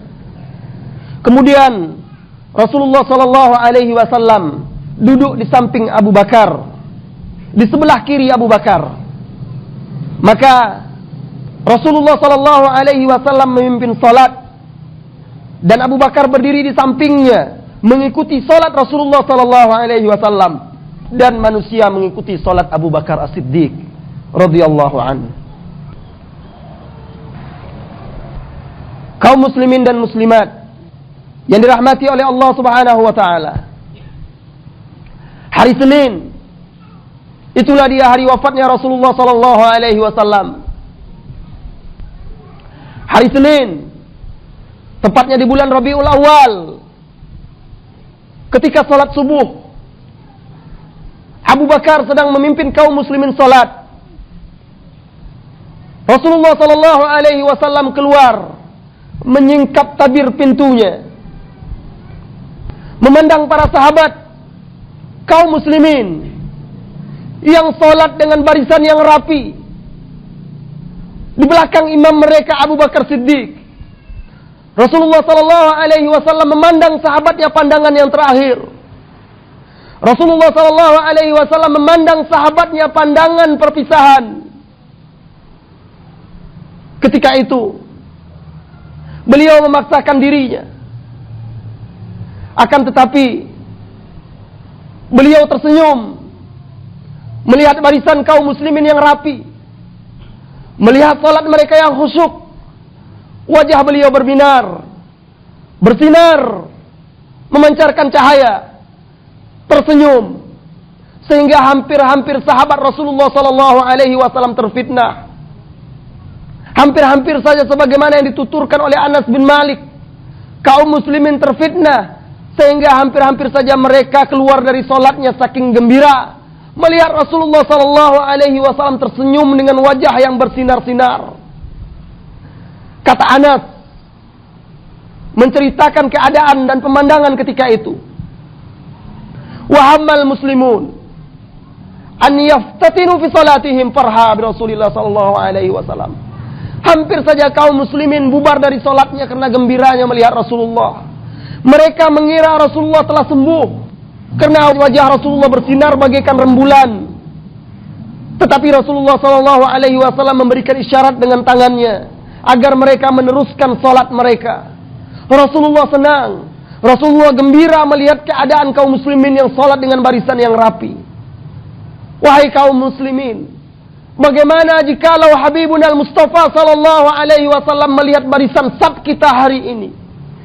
Bagaimana Rasulullah jika dia melihat kondisi salat kaum muslimin yang centang perenang, yang barisan mereka tidak lurus, tidak rapi dan tidak rata, yang mereka saling berselisih satu sama lainnya dalam barisan salat. Rasulullah tidak akan tersenyum melihat kita sebagaimana dia tersenyum melihat sahabat-sahabatnya ketika itu. Kemudian beliau menutup tirai. Beliau menutup kain pintunya. Dan itulah hari terakhir beliau melihat para sahabatnya. Itulah hari-hari beliau menutup usianya. Lalu beliau masuk ke kamarnya dan kembali berbaring. Hadis ini diriwayatkan oleh Imam Bukhari. Anas bin Malik ketika itu berkata, waktu melihat Rasulullah sallallahu alaihi wasallam tersenyum, "Wa ma ra'aitu Rasulullah sallallahu alaihi wasallam ahsana hay'ah minhu tilka sa'ah."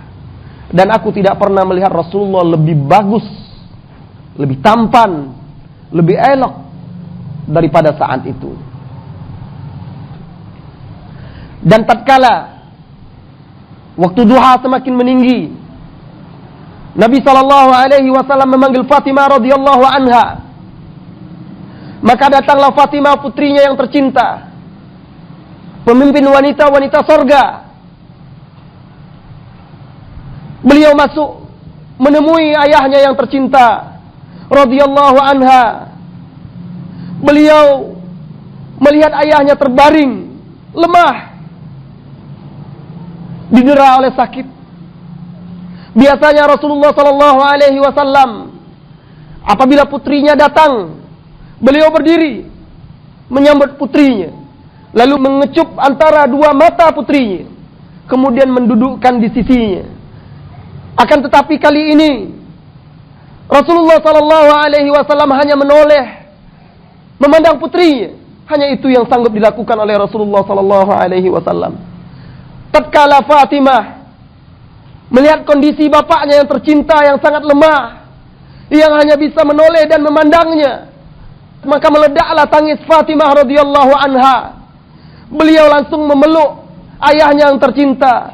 Beliau langsung menciumnya. Air mata menetes membasahi pipinya, seraya berkata, "Wa kurba abatah, wa kurba abatah."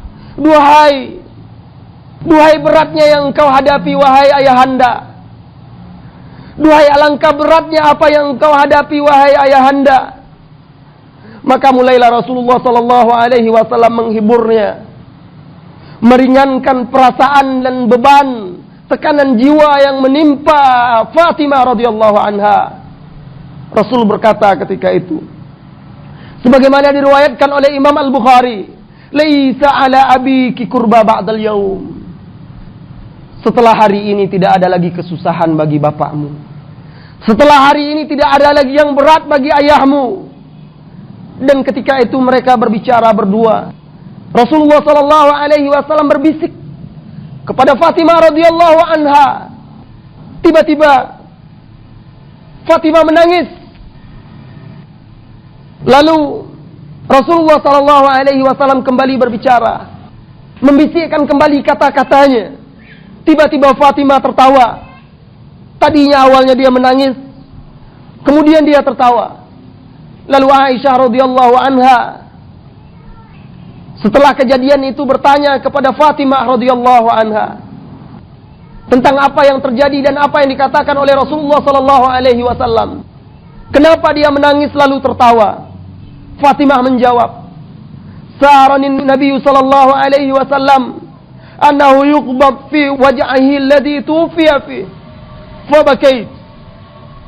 Rasulullah membisikkan kepadaku bahwa dia akan wafat, bahwa ruhnya akan dicabut dalam sakitnya ini, sehingga aku menangis sedih. Kemudian dia membisikkan kembali bahwasanya aku adalah keluarganya yang pertama menyusulnya, dan bahwasanya aku akan menjadi pemimpin wanita surga. Fadhahiktu, maka aku tertawa gembira karenanya. Hadis sahih diriwayatkan oleh Imam Al-Bukhari. Kemudian Rasulullah sallallahu alaihi wasallam memanggil kedua cucunya Al-Hasan dan Husain. Lalu Rasulullah sallallahu alaihi wasallam mencium keduanya. Lalu beliau memberikan wasiat kepada keduanya. Kemudian Rasulullah sallallahu alaihi wasallam memanggil istri-istrinya. Rasulullah sallallahu alaihi wasallam menasihati mereka semua. Rasulullah sallallahu alaihi wasallam berwasiat kepada mereka. Rasulullah sallallahu alaihi wasallam mengingatkan mereka. Lalu ketika itu masuk pula Usama bin Zaid.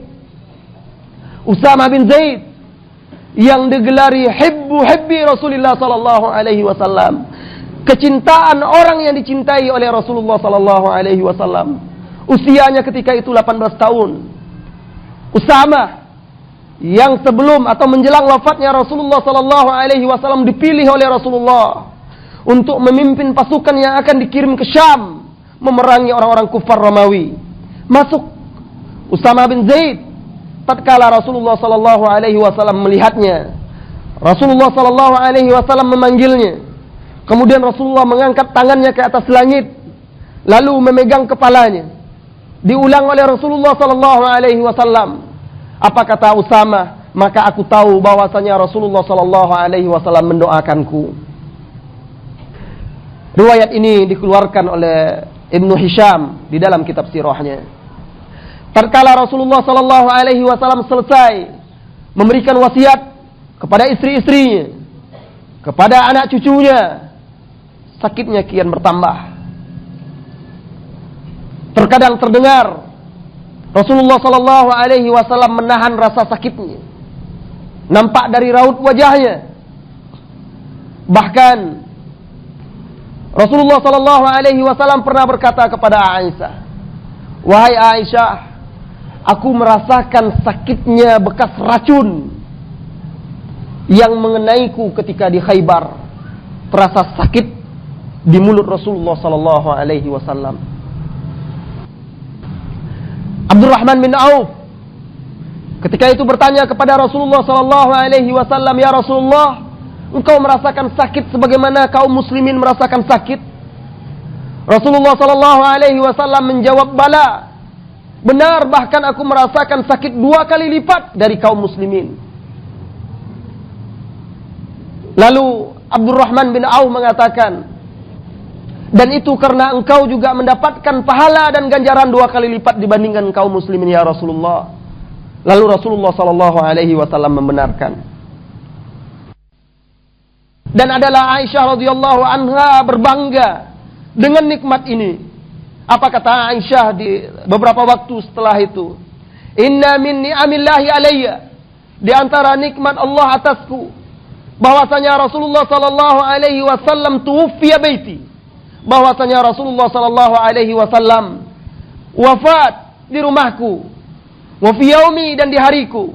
Wa baina sihri wa nahri, dan di antara leher dan dadaku.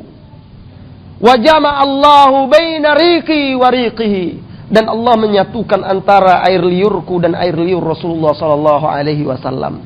Maksudnya, ketika Rasulullah sallallahu alaihi wasallam sedang berada di pangkuan Aisyah radhiyallahu anha, masuklah ke dalam kamar tersebut saudara Aisyah, Abdurrahman bin Abi Bakrin, wa fi yadihi siwak, yang sedang menggenggam siwak.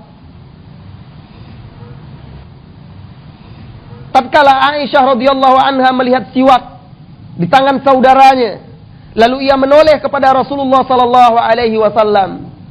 Aisyah melihat Rasulullah sallallahu alaihi wasallam memandang tajam kepada Abdurrahman dan siwaknya. Pahamlah Aisyah bahwa Rasulullah menginginkan siwak.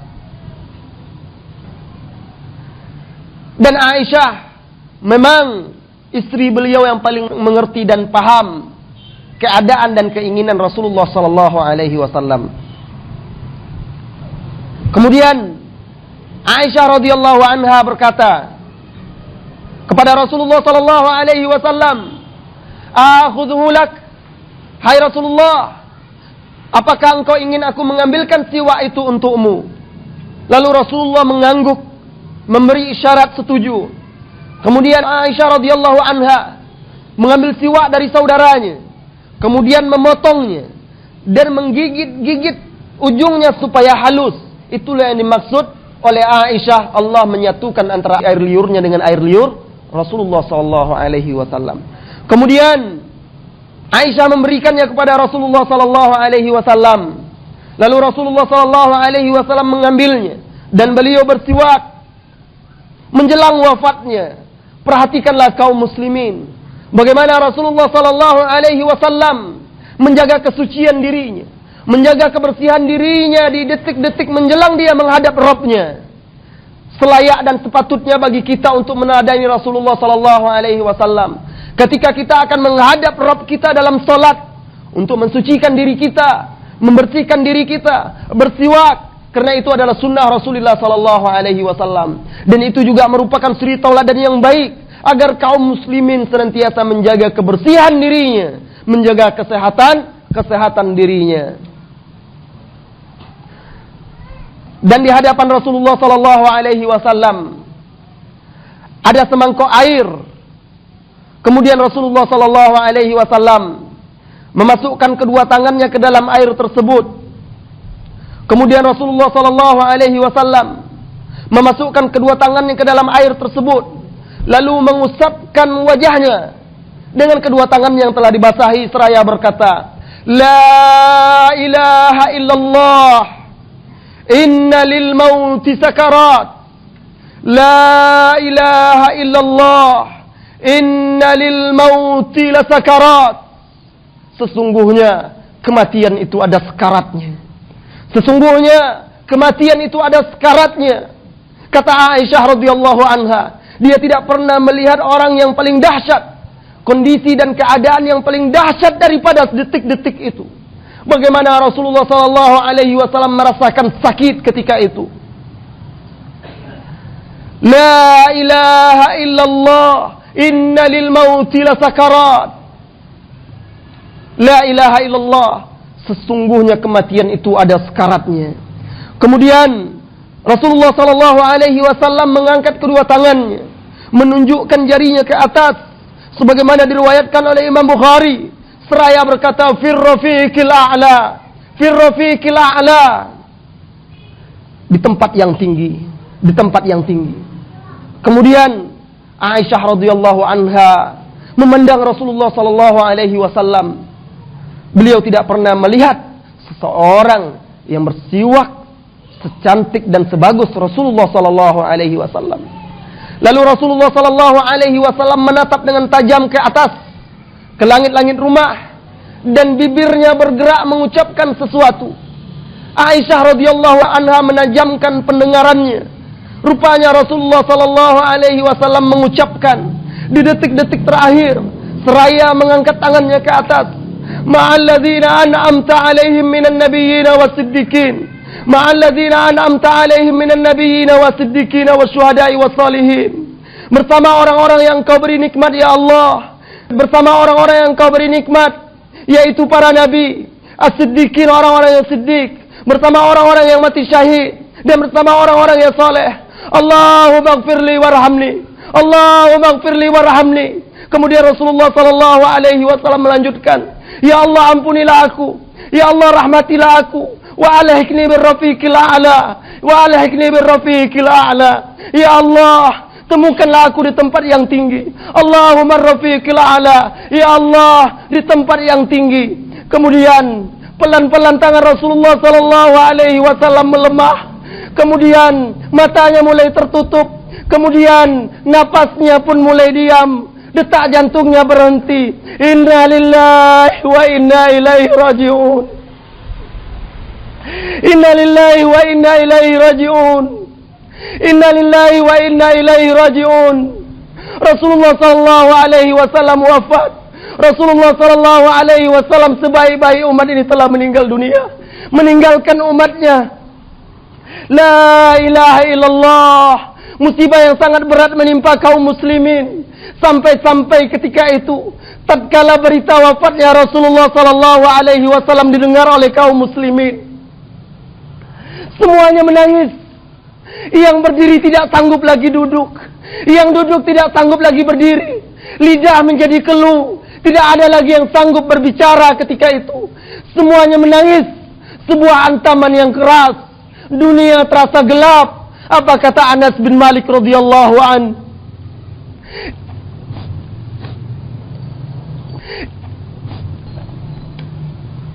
Kata Anas bin Malik, tatkala kedatangan Rasulullah sallallahu alaihi wasallam ke kota Madinah, seluruhnya menjadi terang benderang. Tidak ada satupun rumah melainkan dimasuki oleh cahaya iman. Dan di hari wafatnya Rasulullah sallallahu alaihi wasallam, seluruhnya menjadi gelap gulita. Kota Madinah menjadi gelap.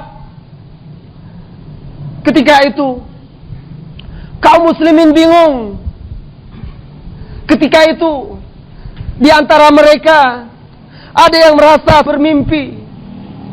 Di antara mereka ada yang tidak sadar lagi apa yang mereka lakukan dan mereka ucapkan.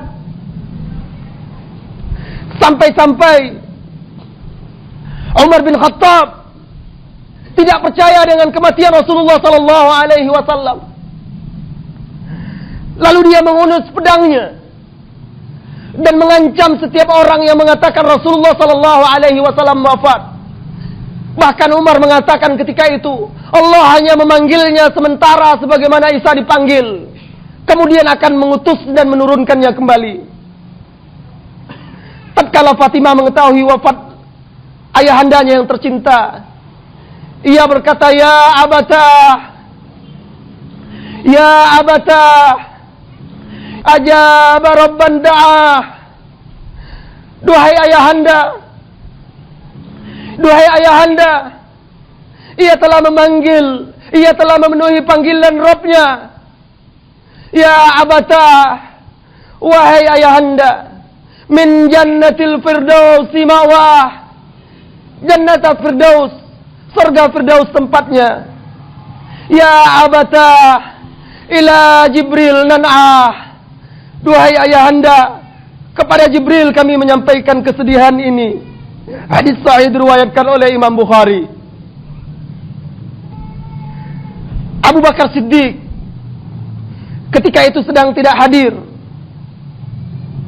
Ketika itu dia berada di luar. Tiba-tiba datanglah Salim bin Ubay, mendatanginya dengan tergesa-gesa seraya menangis. Tatkala Abu Bakar Siddiq melihat Salim bin Ubay menangis terisak-isak, kemudian dia berkata, La'alla Nabi Allah tawaffi.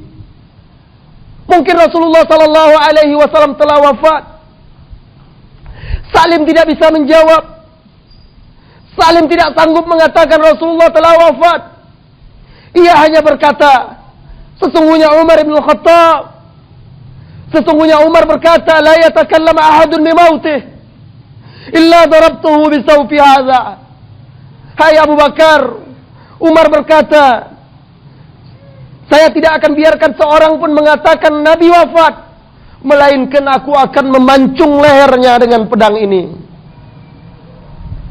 Maka bergegaslah Abu Bakar, memegang tangan Salim, lalu membawanya pergi menuju masjid.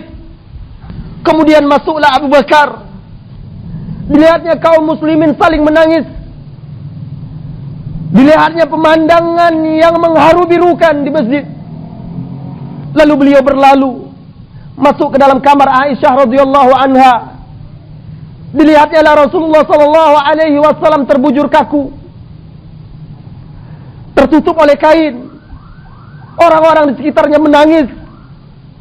Kemudian majulah beliau, disingkapnya wajah Rasulullah sallallahu alaihi wasallam. Kemudian beliau menciumnya. Hampir-hampir saja wajahnya menyentuh wajah Rasulullah sallallahu alaihi wasallam. Tatkala telah nyata baginya Rasulullah wafat, Ia menciumnya kembali kemudian menangis dan berkata, bi abi anta wa ummi. Duhai Rasulullah, ayah dan ibuku sebagai tebusanmu.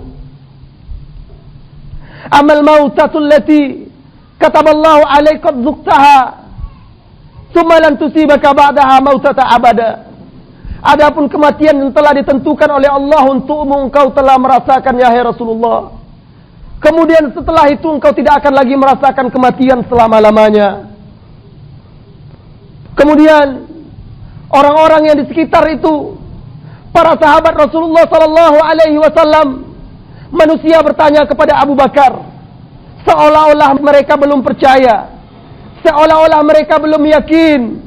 Atuwfiya Rasulullah, hai Abu Bakrin, apakah Rasulullah telah wafat? Abu Bakar menjawab, na'am ya. Lalu setelah itu Abu Bakar As-Siddiq keluar menemui kaum muslimin. Lalu dilihatnya Umar bin Khattab masih saja berbicara mengancam manusia. Kemudian dia memberi isyarat kepada Umar seraya berkata, ala rislika ya Umar. Diam hai Umar. Diam hai Umar. Berhenti hai Umar. Maka Umar diam. Akan tetapi setelah itu Umar kembali melanjutkan perkataan dan ancaman. Abu Bakar melihat Umar tidak menghentikan perbuatannya, maka berdirilah Abu Bakar As-Siddiq, kemudian menghadap kepada manusia, lalu berbicara. Akhirnya manusia meninggalkan Umar dan menghadap kepada Abu Bakar As-Siddiq. Kaum muslimin dan muslimat yang dirahmati oleh Allah, semua mata tertuju kepada Abu Bakar As-Siddiq. Lalu Abu Bakar As-Siddiq memuja dan memuji Allah. Kemudian berkata, ayuhan nas, innahu man kana ya'budu Muhammad fa inna Muhammadan qad mat.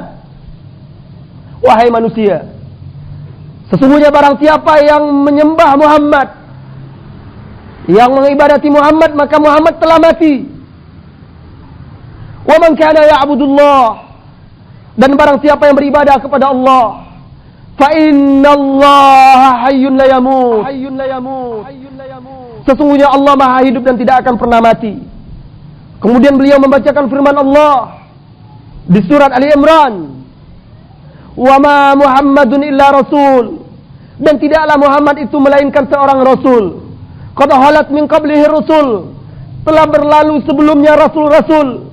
Afa imma ta'u qutilan qalabtum, maka apabila ia mati atau ia terbunuh, kalian berpaling kufur dan menyimpang.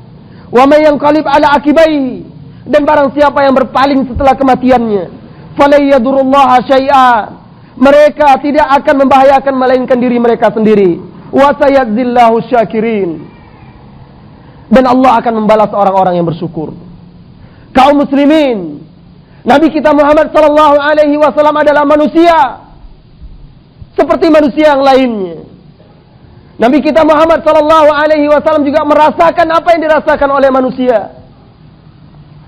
Allah juga berfirman sebelumnya, afa imitta afahumul khalidun, maka apabila jika engkau mati hai Muhammad lalu mereka kekal.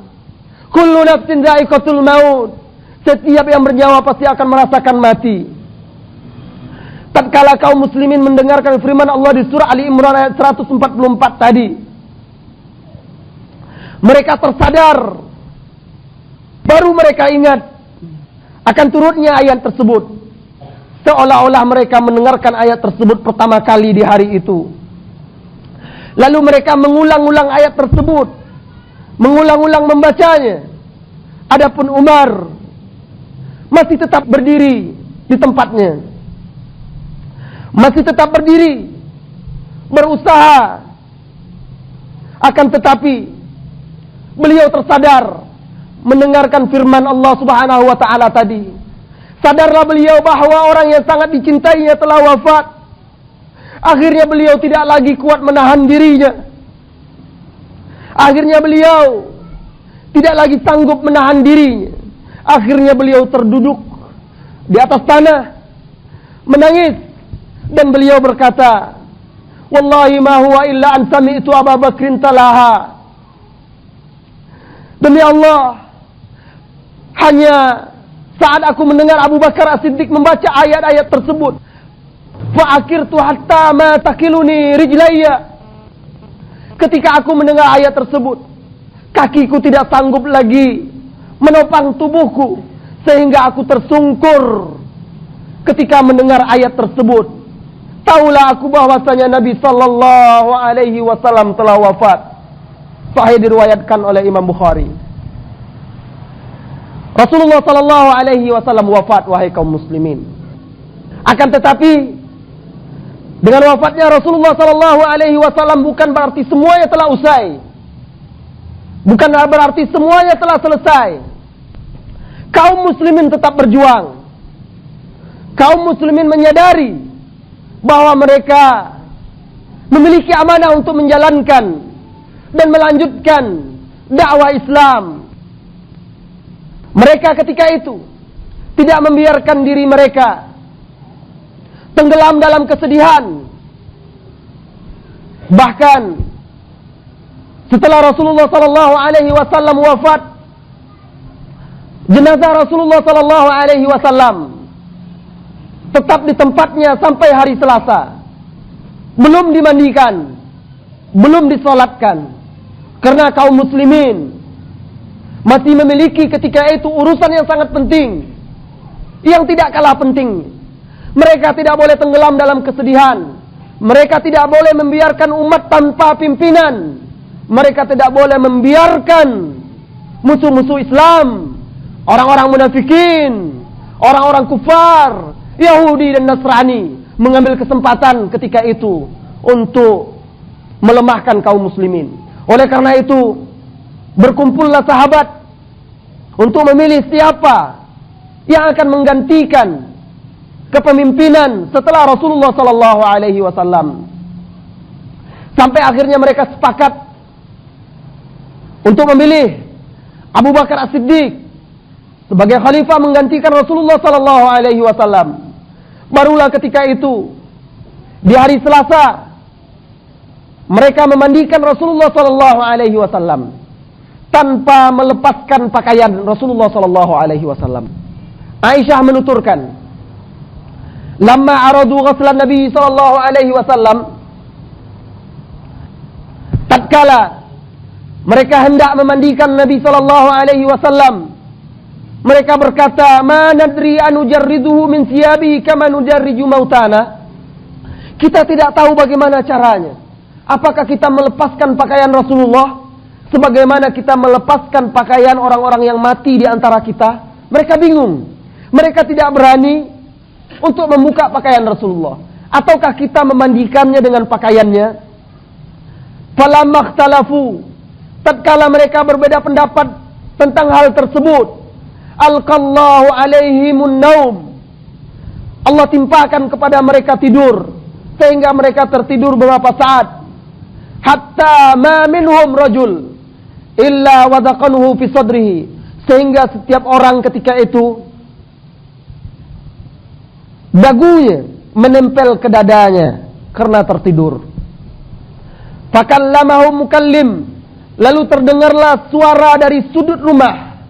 La yadruna man huwa, mereka tidak tahu siapa yang berbicara. Terdengarlah perintah dari sudut rumah, an ghassilu Rasulullah sallallahu alaihi wasallama wa alaihi thiyabahu. Cuci, mandikan Rasulullah dengan pakaiannya. Lalu mereka terbangun, akhirnya mereka memandikan Rasulullah sallallahu alaihi wasallam dengan pakaian masih berada di badan Rasulullah sallallahu alaihi wasallam.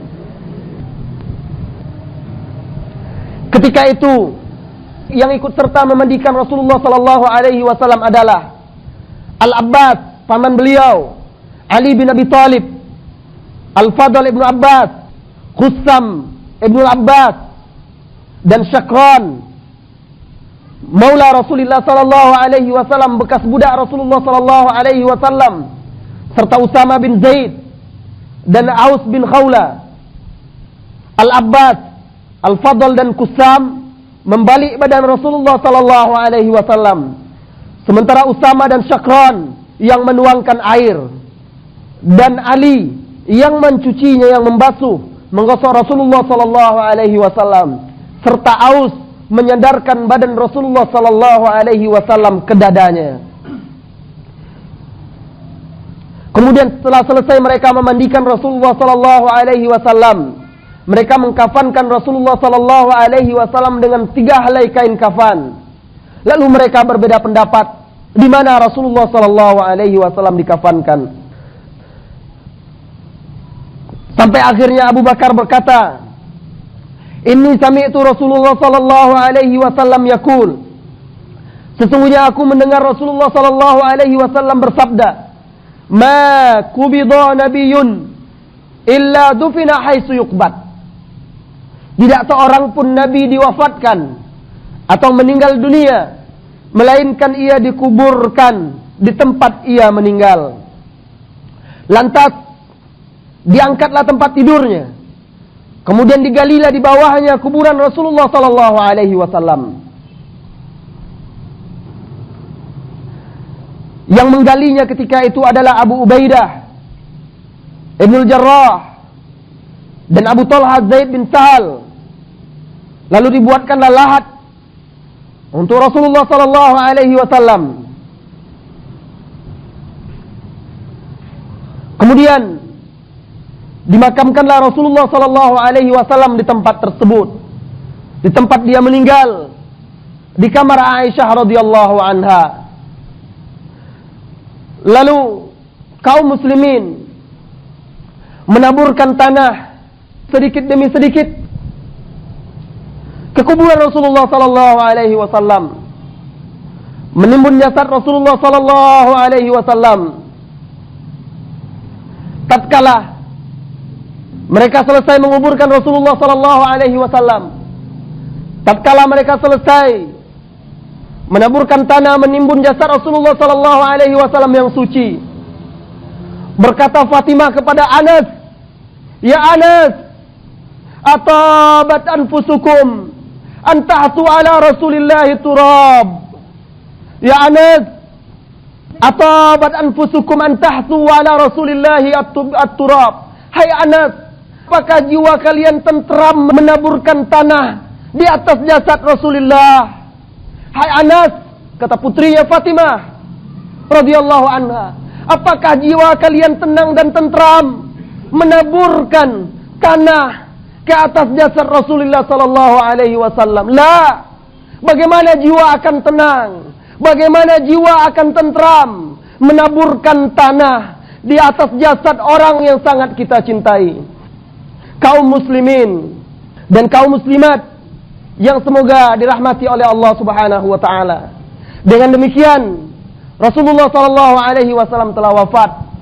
Dengan demikian Rasulullah sallallahu alaihi wasallam telah meninggalkan umat ini, dan beliau tidak meninggalkan serta tidak mewariskan apa-apa kepada keluarganya. Bahkan apa yang beliau tinggalkan dijadikan sedekah.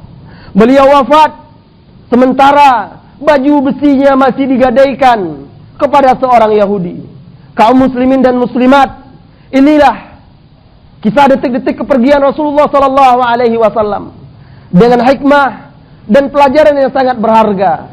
Insyaallah akan kita simpulkan pelajaran-pelajaran yang berharga dari kisah ini. Allahu a'lam.